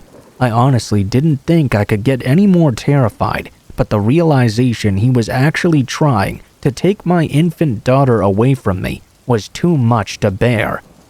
I remember letting out the loudest, most ear-splitting scream I've ever let out in my life, begging him not to take my baby. He was so much stronger and faster than he looked. I guess that was all part of his fiendish scheme, to have everyone let their guards down around him. It honestly seems like divine intervention now that I look back at it, but someone was just pulling into the small parking lot, just as he almost had a hand on my daughter. Seeing the struggle, they instinctively honked their horn over and over in a bid to break us up. I think they must have figured at first it was just an incident of spousal abuse or something, because they were only honking and didn't get out of their car. That was until I started screaming, "He's trying to take my baby!" The moment they heard that, they burst out of their driver's side door. The man sprinted past the passenger side and out towards the main highway. The second he did, another car came speeding by and stopped him. I first thought it might have been another person coming to tackle him or something, but instead the guy climbed into the second car and it sped off with a screech of its tires. What horrified me in the aftermath was that this was quite clearly a well-planned and almost perfectly executed attempt to kidnap my daughter. I wouldn't be surprised in the least if it had worked on a previous occasion. After the kind stranger calmed me down, they helped me call the cops, and I tried my best to calm my daughter down in turn. She was still too young to know what was really going on, but she'd picked up on my distress enough to be wailing and crying until I managed to lull her to sleep. The cops who arrived at the 7-Eleven a short while after said they'd never heard of such a thing happening there before, but they were able to check the cameras outside to try and get a clear image of the getaway car's license plate. I stuck around long enough to find out the car's plates came back as stolen. The cop I spoke to said there was a good chance they'd just ditched the vehicle somewhere after wiping it down for prints. If they'd already planned such a detailed operation here, there was a good chance they'd planned for it failing too. The only saving grace was that the officer assured me that my report was a step towards catching them. A small step, but a step nonetheless. The horrifying experience I went through that morning was not for nothing, as not only did the cops now have a description of the man who tried the kidnapping, but their failure to kidnap my daughter meant they'd probably think twice before trying the same plan on someone else. I took a lot of comfort in that idea. If it wasn't for the cop taking the time to reassure me of that, I don't think I'd have dealt with the trauma half as well as I did in the months that followed. I did a lot of praying too, of course. Desperate prayers that whoever had planned such a horrifying kidnapping would never ever be successful, and that no one else would have to endure the pure horror I did that day.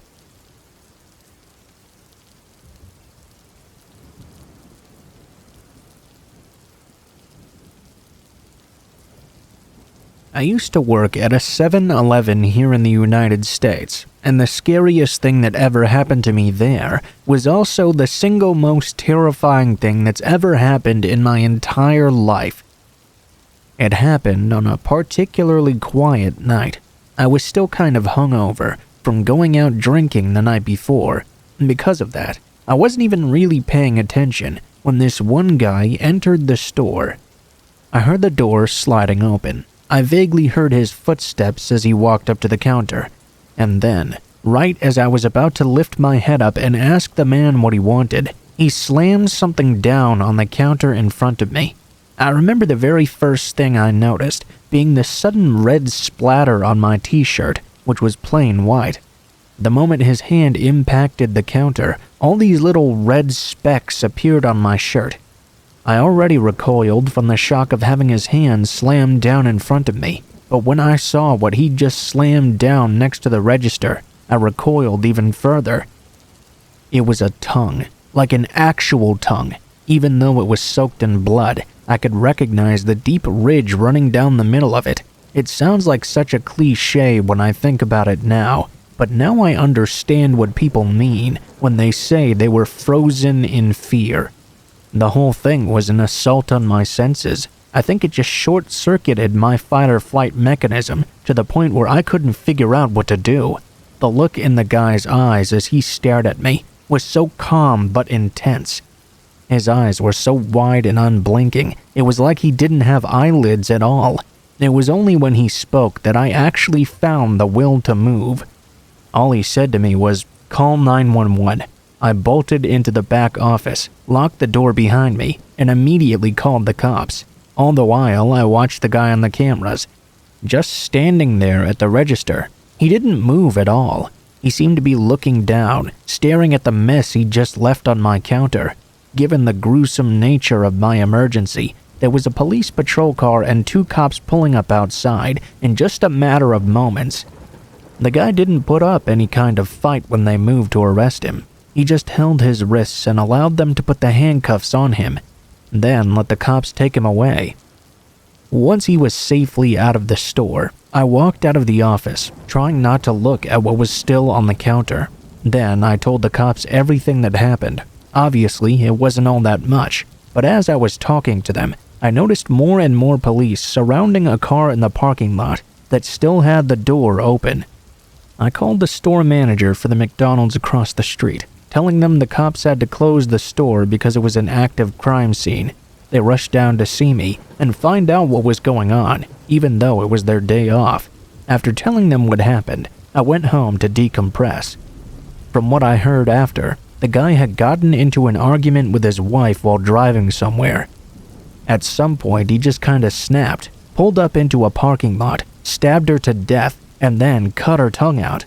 For some reason, he picked our 7-Eleven to walk into to slam the tongue he'd just cut out of her mouth down onto our countertop.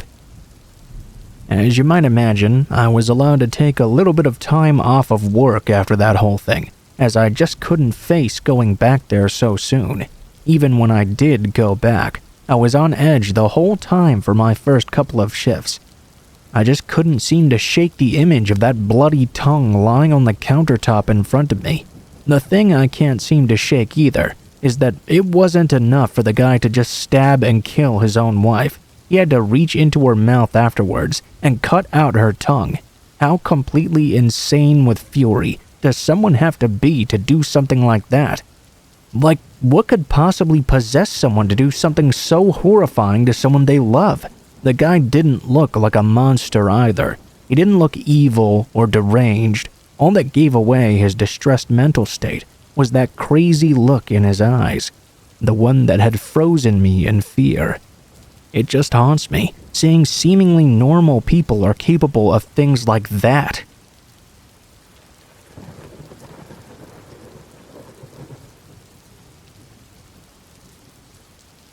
I used to work at a 7-Eleven that was right next to an art school campus.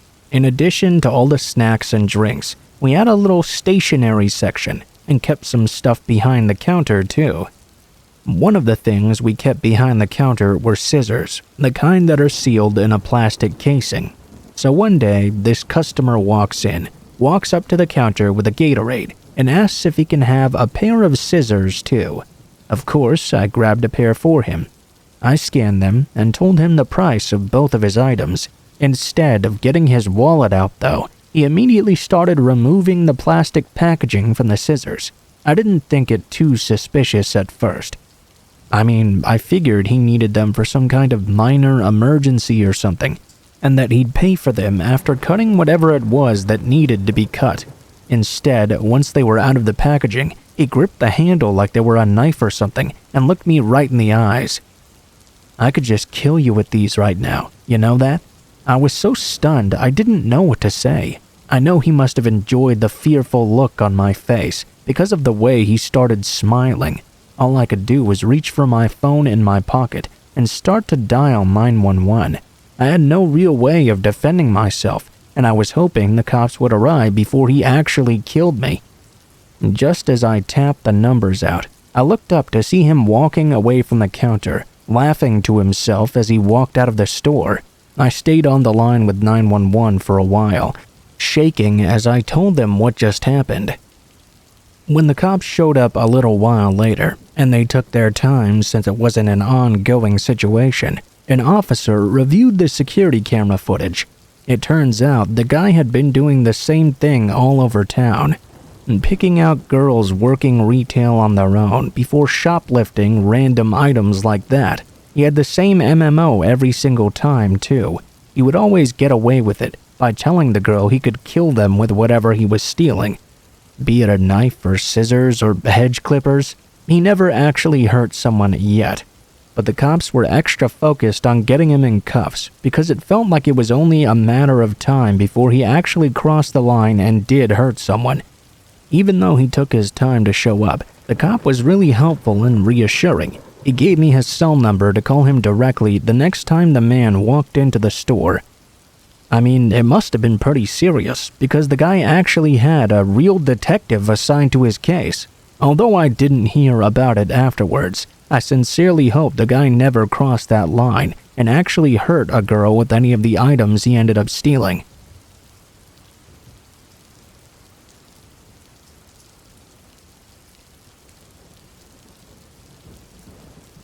More than a decade ago, on one of the hottest days of the year, I was taking my kids down to the 7-Eleven near our apartment block to grab some big gulps.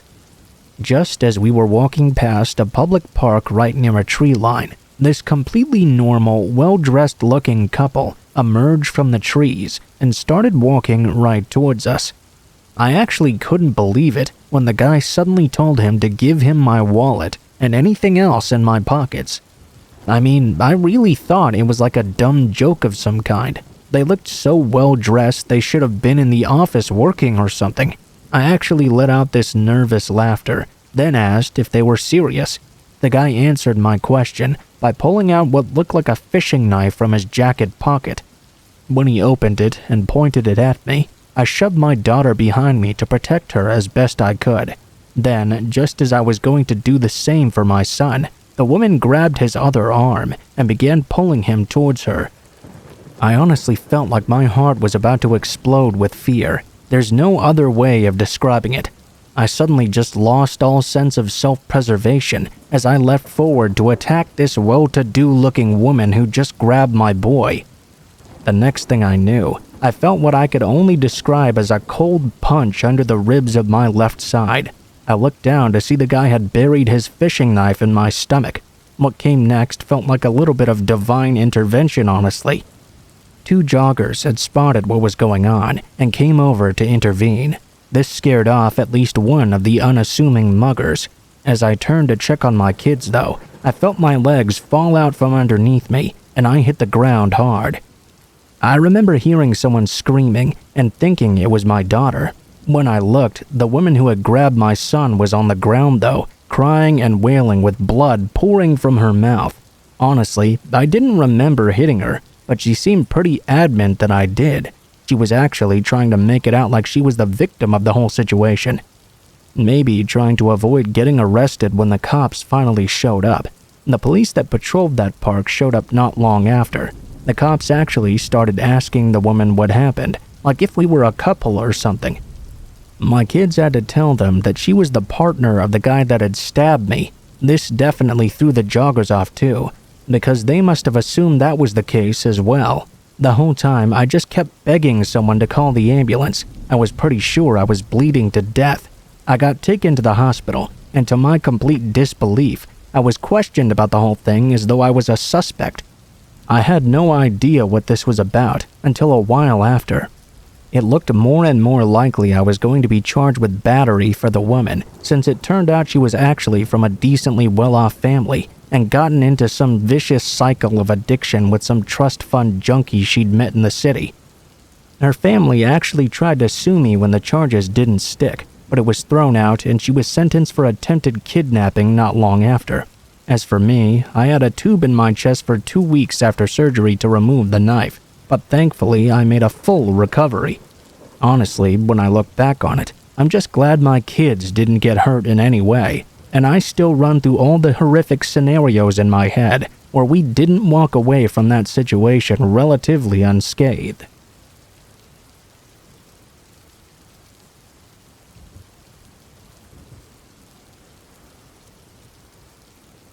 I work at a 7-Eleven part-time in between classes.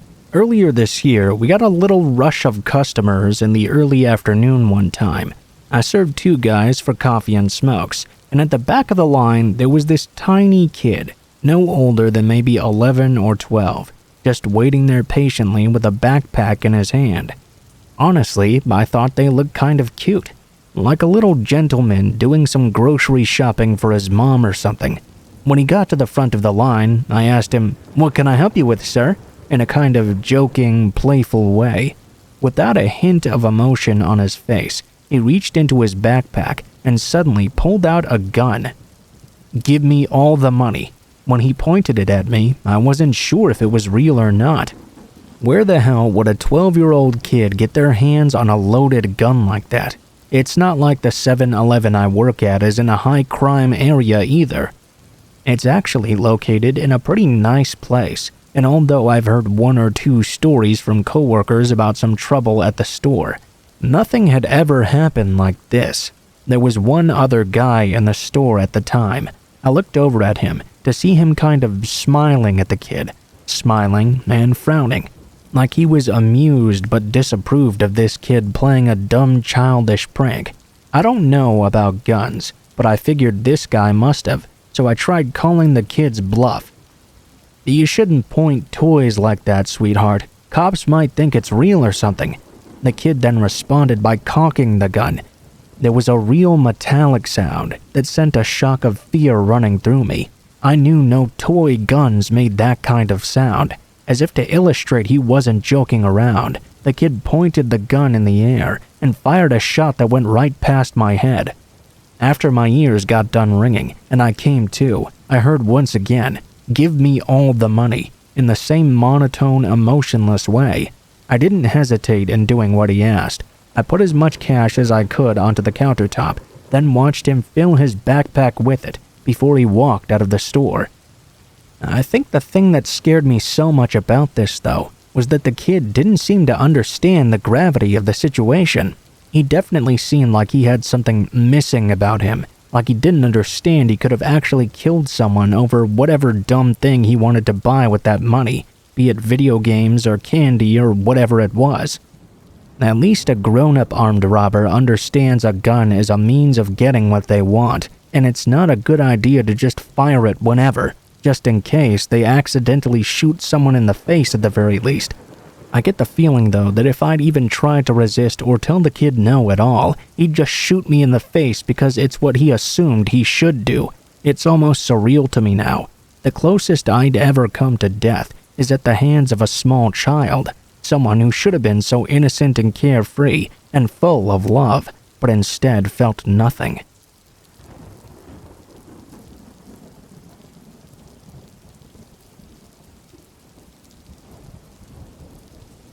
I had a guy come into the 7-Eleven I was working at, and when I was ringing up the items he wanted, he started getting all fresh with me, saying stuff like, "You're real pretty," and "What time do you finish work?" I lied to him and told him I was on till 11, even though I was finishing at 6, which was only about an hour away. He said he'd come back then, and we could go out for a beer or something. I advised him not to, since my boyfriend would be coming to pick me up around then, and he wouldn't like the idea of some random guy hitting on me. That didn't seem to bother this man too much though, as he made some dumb comment about how he'd make my boyfriend see things his way or something. I just nodded and ignored him. I could see him getting kind of angry before he walked out of the store. It didn't bother me too much though, as he was only going to come back to the store later to find out I wasn't even there. By that time, I'd be safe at home and away from this creepy pervert. At 6, when my shift finished, I walked outside with my purse, only to see a car door open about 20 or 30 feet away. I swear, I felt my stomach tie into knots when I saw that same man step outside. I did a straight 180-degree turn on my heels and started walking back into the store. I went right behind the counter, into the manager's office, after telling my coworker, "Just say I'm on break, okay?" He seemed real confused for a second, but as I shut the door and listened right at the edge of it, it was only 30 or so seconds at the most before I heard him say, "Oh, her? She's just on break. I'm sure she'll be on in a minute." Normally, I'd take the bus home, but that night I knew I'd have to get an Uber if I wanted to make it home at all without being seriously harmed. I called the Uber and waited for it to arrive. Then I tried to rush out as fast as I could. I didn't see the guy in the store anymore. I asked my coworker real quick as I was leaving, "Is that guy waiting for me?" He shook his head, still confused but now getting the gist of what was actually happening. They asked if I wanted them to call the cops, and shook my head, just gunning for my Uber. As I pushed open the glass door, I couldn't see the guy anywhere in the lot. I was so set on getting outside that I didn't look left or right as I walked out of the 7-Eleven. I had no warning because of this when the guy grabbed my arm from behind and jerked me backward. He looked really, really angry, and he growled at me. "You lied to me." He then called me a bunch of names as I tried pulling away from him.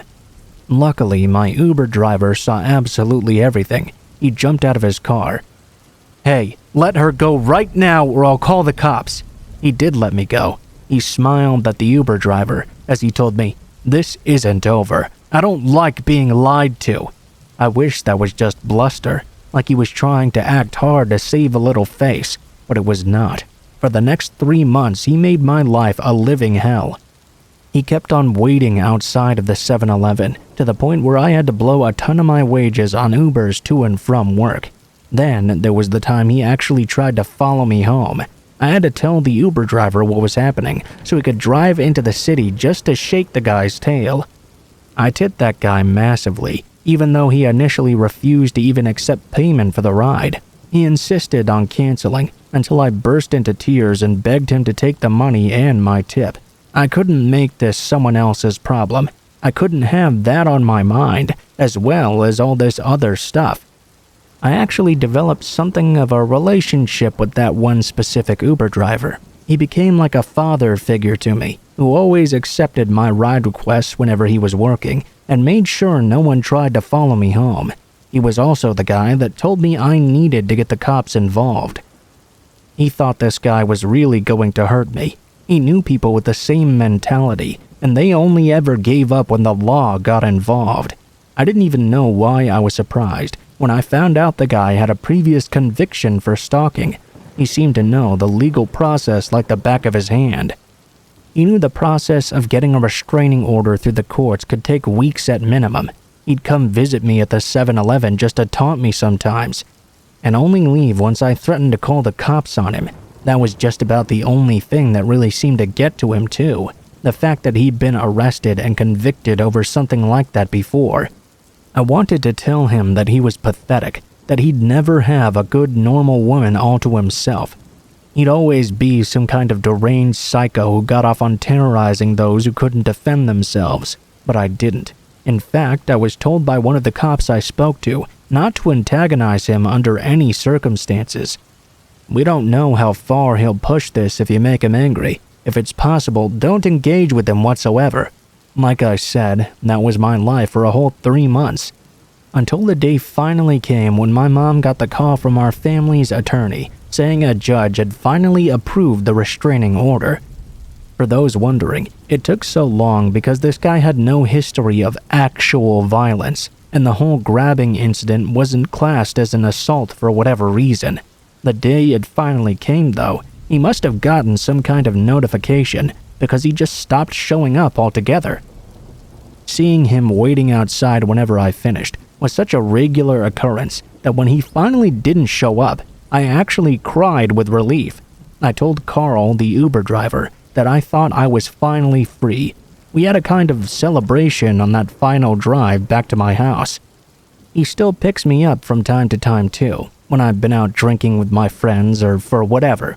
It's awesome to be reunited with him after such a sickening ordeal. I suppose half the reason I'm sharing this is to help other girls avoid going through the same thing I did. Don't hesitate to get the cops involved with something like a stalking issue. There are literally laws in place to help deal with things like that. But the big thing is don't ever show a soft side or seem like you're playing hard to get. If a guy shows you any unwanted attention, make it clear you'll just call the cops right away. Heck, carry a stun gun or pepper spray if you're legally able to, just to show that son of a bitch you're carrying so they leave you alone.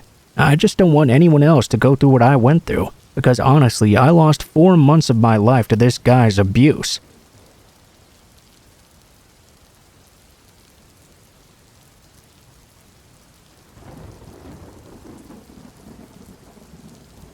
I've been hiking on the Appalachian Trail for the better part of 30 years now, and I've had plenty of hair-raising run-ins that I don't care to repeat. I've come face to face with black bears and their cubs, which, as any experienced person will tell you, is about as close to staring death in the eyes as a hiker can get. I've had fishers running up trees next to my tent at night, which was very unsettling back when I was at an age when skinwalkers still raised the hair on the back of my neck.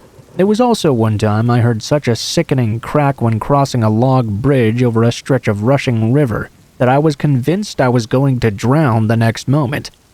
But let me tell you, there ain't no kind of fear like the fear your fellow man can give you. And the Appalachians have a way of getting into people's heads that can be just as negative as it can be positive. I can tell you firsthand, once you get a taste for hiking, you really start to enjoy it. There's just nothing quite like being up there far away from civilization, relying on nothing but your wits and whatever you can carry on your back. The Appalachians change people. Like, you might have heard about the old tradition of taking a trail name, something like Bear or Sovereign or some other kind of nickname, as a way of expressing how you've left your old self back down in the lowlands, having ascended to a higher plane, both figuratively and literally. It's not just for aesthetic purposes either, folks. Every time you go out into the wilderness, a little bit of wilderness comes into you too. For some folks, namely city folks, that can be somewhat of a good thing.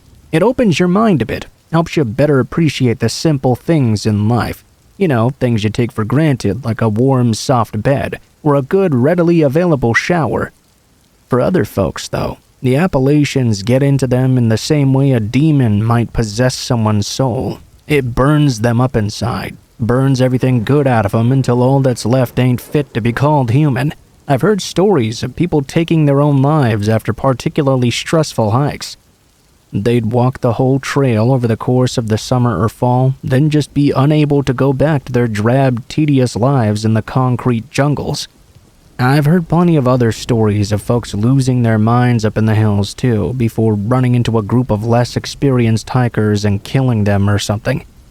I've never encountered any of that superstitious stuff myself, but I believe I almost did one time. And that's about as far as I ever want to get to one of them. This was way back in the late 90s, when I was doing some solo hiking up in Great Smoky. I was experienced enough to not have to stick to the trails and such, but not experienced enough to know that it's better to wait out approaching bad weather than to try and beat the skies. I thought taking a more direct route over the hills and through the forest would mean I could get a hot shower and hot chow quicker. As it turned out, though, My arrogance meant I was caught in a hellish downpour. Experienced hikers will tell you that a hot sun might burn and blister your skin, but wet feet can really kill you. Wet feet for a long time means foot rot and fungus, and when you're relying on those feet to get you to food and shelter and away from potential dangers, not being able to rely on them can be a real death sentence. I knew enough to know that, so when the heavens suddenly opened up on me, I went running off to find myself some cover and waited out. In the end, I found it nearby, and it came in the form of what I thought was a shallow cave set into a rock face. At the time, I thought it was an actual godsend. I said a little prayer of thanks as I took off my wet clothes and swapped them for some dry ones. I was relieved to be out of that rain. Because of that, I didn't actually check how deep the cave went, not until I was fully dry again, getting bored from having to take shelter for so long. I took my flashlight out from my pack, switched it on, and then saw that this shallow cave went way further back than the daylight had led me to believe. Not only that, but it narrowed into a much smaller passageway that you'd have to get on your hands and knees to traverse. Now, I know what you're thinking. Who in their right mind would want to crawl down a narrow cave tunnel in the middle of the woods when you could just stay warm and dry and safe in the cave's opening while waiting for the rainstorm to pass? Then again, I imagine many of you have gathered that I have something of an adventurous streak, and after about an hour of just sitting there waiting for this rain to pass, I was about to go crazy with boredom. If there was something that could help me kill some time before getting back on the move again, you bet your butt I was going to do it. That's how I ended up creeping towards the opening to the tunnel, flashlight at the ready, and never would I have guessed in a million years what I was about to see. I figured I may see some of those awesome pointy hangy things, stalagmites or whatever they're called, but the first thing I saw when I poked my head through the other side made me immediately stop in my tracks. It was a single rock chamber, and the first thing I saw when I looked was signs of human habitation. There was clearly some kind of bedroll in there, incredibly filthy, but it was there all the same. Then, just as I was thinking about how someone must have been all kinds of smart and resourceful to use this place as shelter, I saw what was on the walls. Whoever had been sleeping there had scratched so many letters and words into the stone that I don't think there was a single inch of rock that was unscathed. I spent so long trying to decipher what this chicken scratch said that I didn't see the skulls lining the bottom of the cave walls at first. So many I couldn't even count them. It looked like they were from every kind of animal that called Appalachia home. I was incredibly nervous after seeing that, but my blood didn't fully run cold until I saw a skull that quite obviously belonged to a human being. I do know how a person could get their hands on such a skull, as there are many old burial sites around these parts. It's not out of the question that maybe they just found one to add to their collection, but as we all know, that's not the only way to get your hands on a human skull, and I definitely didn't want mine to be added to the collection lining the wall of that chamber. After that, I wasn't too keen on sticking around as I had been previously, and although it was raining like the deluge out there, I decided it was better to take my chances getting soaked than hang around and wait for whoever lived here to come back. Didn't exactly seem like the living abode of the kind of person that would appreciate the sudden appearance of a stranger, and by the way the bedroll looked, they'd been sleeping there quite recently too. I've been up to those parts of the Smokies since, but I've stuck to the trail since I found that cave. Anyone I bump into in that area, I always tell them to be very careful of strangers, even folks who seem kind-hearted and friendly such as myself, because like I said, the hills get into people's heads in a way that changes them, sometimes for better, but sometimes for worse.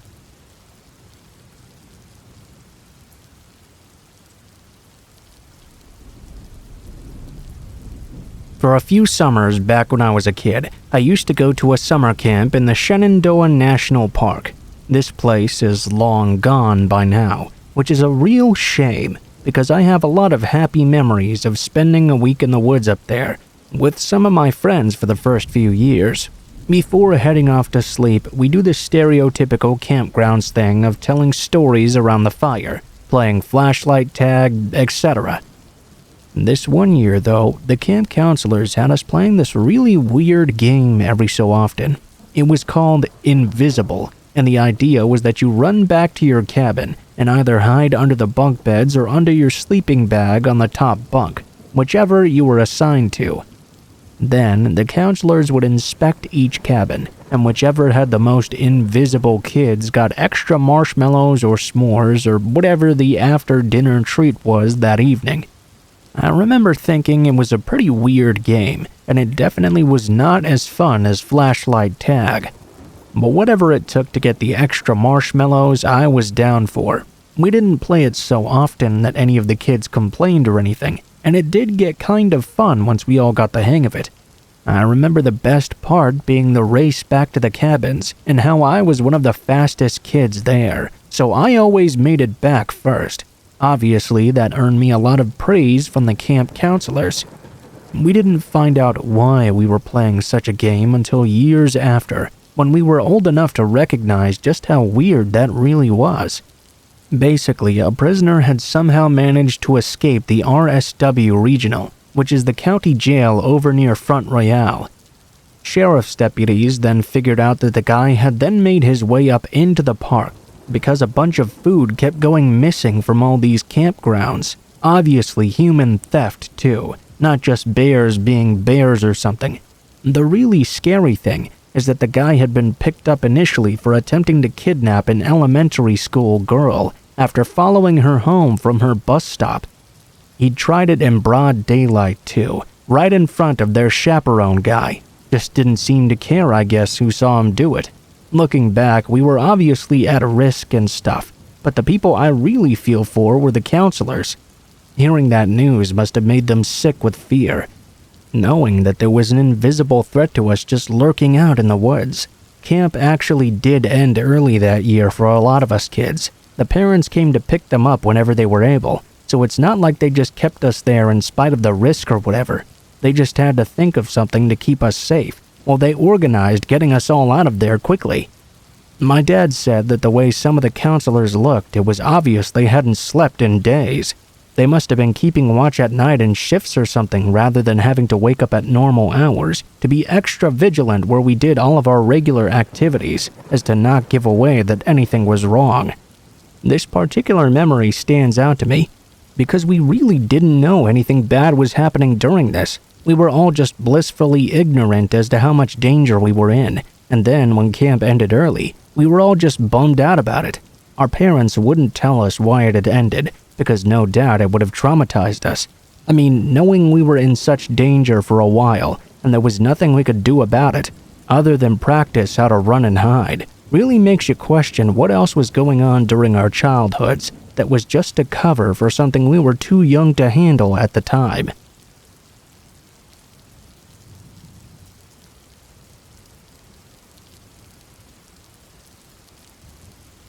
You see, I'm a huge camping and hiking enthusiast, so one of the holy grails of my hobby has always been the Appalachian Trail.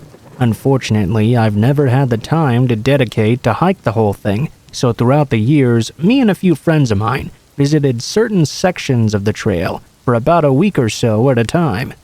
We were based over in New Jersey, so we crossed Mount Mincy off our list fairly early. Then, the next year, we suffered through the part of the trail near Anthony's Nose that leads up to Camp Smith. Year after that, we conquered the 100-mile wilderness up in Maine. But then, in 2018, we decided to venture a little further south. We'd heard a lot of good things about the George Washington and Jefferson National Parks. They're some of the wildest sections of the trail, and now the parks are home to some really cool features, like the oldest fire lookout tower in the eastern U.S. The place I had my heart set on visiting, though, was an old ghost town called Lignite. You see, I'm really into ruins and abandoned places, things like that. I think I'd be more into urban exploration if the stories I've heard about it didn't put me off the idea entirely. See, the idea of getting to see an old ruined town like that is extremely appealing to me. In reality, though, venturing out near Lignite was probably one of the worst mistakes we'd ever come to make while on a hiking trip, and honestly, it's some kind of miracle that none of us were seriously hurt during. So, to cut to the chase here, we started out near Covington, then hiked our way down into the forest until we hit the trail.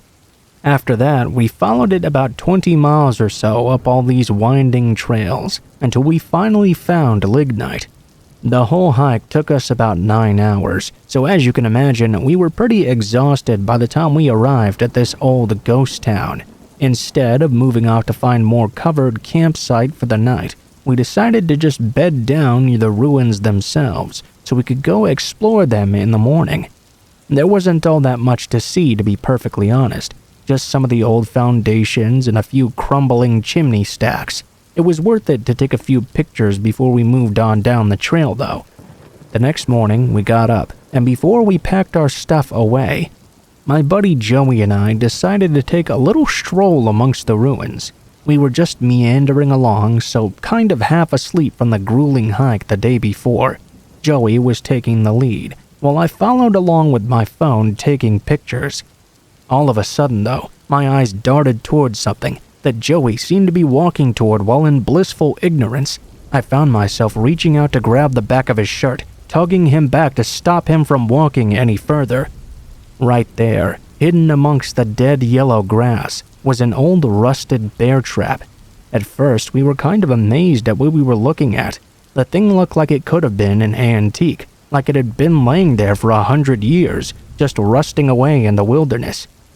Joey then tried to make out, jokingly I should add, that I'd basically saved him from nothing, and that he would have been kind of impressed if the thing even worked and clamped itself down around his leg, if he'd actually managed to stand on it. We debated with each other for a little bit over whether or not it was even still functioning, before picking up a few rocks and bits of old brick to toss at the small round trigger in the middle. It took a few tries, but in the end Joey managed it, and then, snap, we found ourselves recoiling in horror as the thing violently snapped shut. We both shared this kind of nervous laughter, because it could have easily been a leg trapped in that thing if we'd stood on it. Although we were laughing, we were definitely pretty freaked out. It was only when we realized that there might be more of them hidden around here that we actually got much more serious. A threat dealt with was one thing, but a threat unknown was another thing entirely. We then very carefully made our way back to where we were camped out and told the other guys about the bear trap. We suggested we move someplace else, since there might be more of them out there in the grass or something. This guy Mike didn't believe us. Thought we were playing a prank on him or something. He only realized we were serious when I showed him the picture on my phone. After that, we packed up our stuff and very carefully hiked out of the area, making sure to keep our eyes on the ground in front of us the whole way. We ended up walking around 5 miles west towards a place called Barber's Creek, hoping it would provide us a much safer campsite, as well as a source of fresh, clean water. It definitely provided us with one of those things, as there was a fast-flowing part of the river that allowed us to fill up our water bottles. Although it seemed fine and deserted to us at first, though, we found something the next day that proved otherwise. One of our usual routines when deciding on where to camp would be to mark out an area for us to use as a bathroom. I won't gross you out with all the gory details of digging holes and whatnot, but it was a silent agreement to confine all our grumpies, as Johnny Depp so elegantly phrased it, to a certain area away from the campground to remain as hygienic as possible. Once the sun had set, we made ourselves some hot food over a fire, shared some bourbon Mike had brought along, and got ourselves some much-needed rest.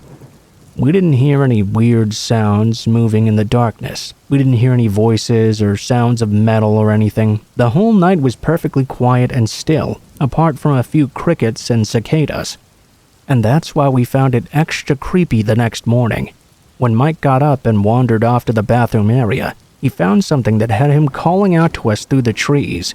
I remember waking up with a startle at the sound of panic in his voice, not knowing what the deal was. I could hear enough fear in his cry of, "You better come see this," to know that something was definitely wrong, though. I pulled my shorts and boots on and joined the other 2 guys and rushed through the woods in the direction of Mike's voice. As soon as he came into view, he started shouting, "Don't run!" with this look of absolute terror on his face. We all froze, thinking he might be facing down a black bear or something. but the whole woods in front of him was completely clear. That's when he pointed to the ground in front of us. "This wasn't here yesterday, was it?" He was pointing at another rusty old bear trap, and no, it was definitely not there the day before. It was lying right where we'd all been walking to and from the bathroom area we'd designated, right out in the open too. We all agreed that whoever had put this there during the night was surely banking on one of us stepping on it during a nocturnal bathroom break. We had to repeat the process of being extremely careful where we stood as we trudged back towards our campground and packed up everything. We applied the same amount of care to where we stepped when making our way south, away from Barbara's Creek, towards a small town called Newcastle. We were in no mood to stay out on the trail, not after it had become painfully obvious that whoever had laid the bear trap initially had followed us all the way down to Barbara's Creek. It was a deeply unsettling realization that the bear trap we'd found at Lignite probably wasn't there by accident either. Like I said, given its condition, we figured it had been set years before our arrival, when by then, it seemed much more likely someone had set it down as we'd slept. Once we got to Newcastle, I made sure to call our find into the local cops, as just about anyone could accidentally walk on something hidden like that. God forbid if they were alone and didn't have a cell phone or something.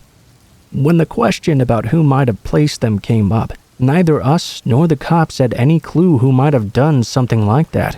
In fact, they found it quite weird that someone wouldn't cover the thing up with leaves or make any attempt to hide it, really. It was like whoever had laid it there wanted us to find it. More about sending a message than actually trying to maim one of us. We ended up catching a bus to completely throw whoever it was off our trail. There was a period where Mike didn't want us to carry on at all. He was freaked out by the idea of someone following us totally unseen. Not only that, but they were somehow able to lay the traps without making any noise. We found that intensely creepy all on its own, especially at night. Thankfully, we were not followed for the rest of the trip, not to our knowledge anyway. There were no further hidden traps near any of the other campsites. That didn't mean we didn't have some seriously sleepless nights for a few days. And the first night we got back out on the trail, we spent it all night sitting around a dead fire, shining our flashlights into the darkness, and scanning the woods for any signs of someone creeping around. It was only when we were 100% sure we weren't in any more real danger that we were able to get any decent sleep. But I think by that point, whoever had been laying those traps was confident we'd gotten the message to leave.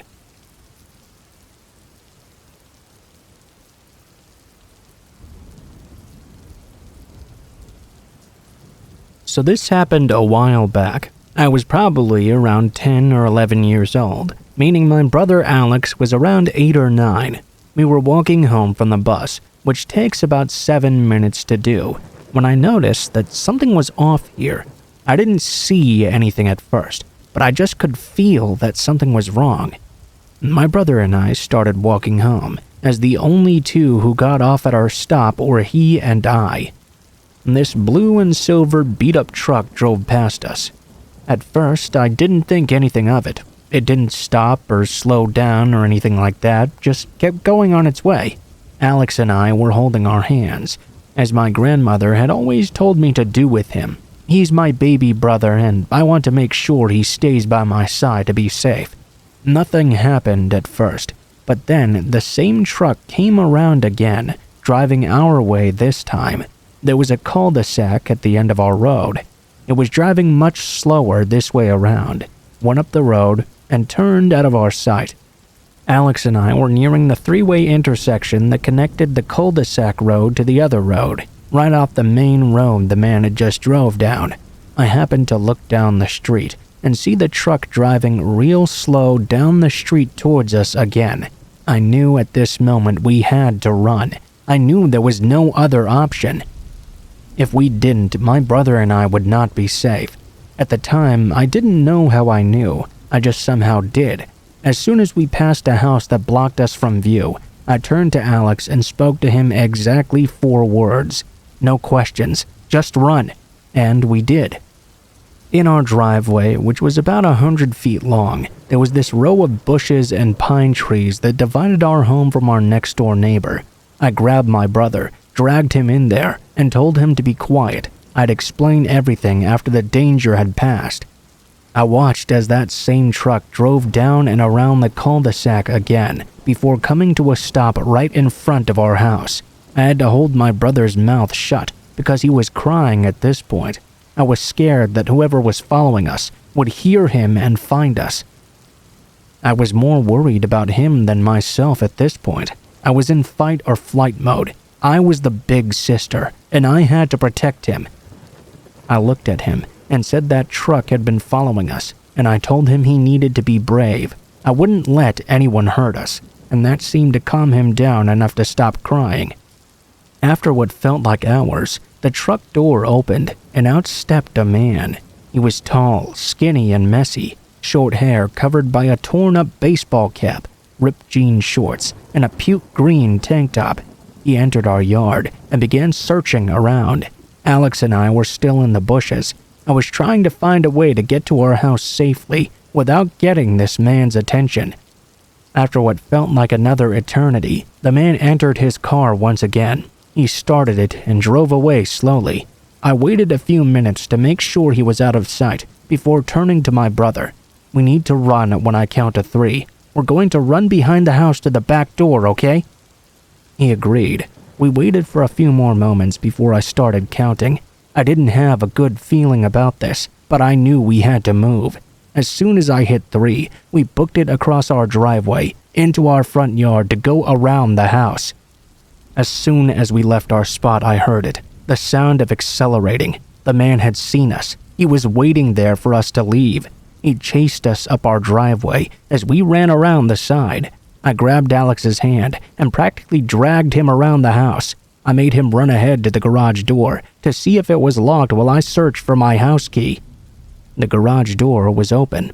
I swear to God, I saw the man rounding the opposite corner of the house as we did, just as I entered the home. We entered and I slammed the door shut, locking it and deadbolting it. I didn't stop running until I opened the house door and ran downstairs with Alex, screaming our safe word. My grandmother had made a safe word for us for just this sort of situation. Just had to scream it basically and they'd know what was going on. It woke my aunt who worked the night shift and was sleeping. We told her everything, and she stayed up with us until my grandmother got home. We called the police. That was my first ever interaction with an officer.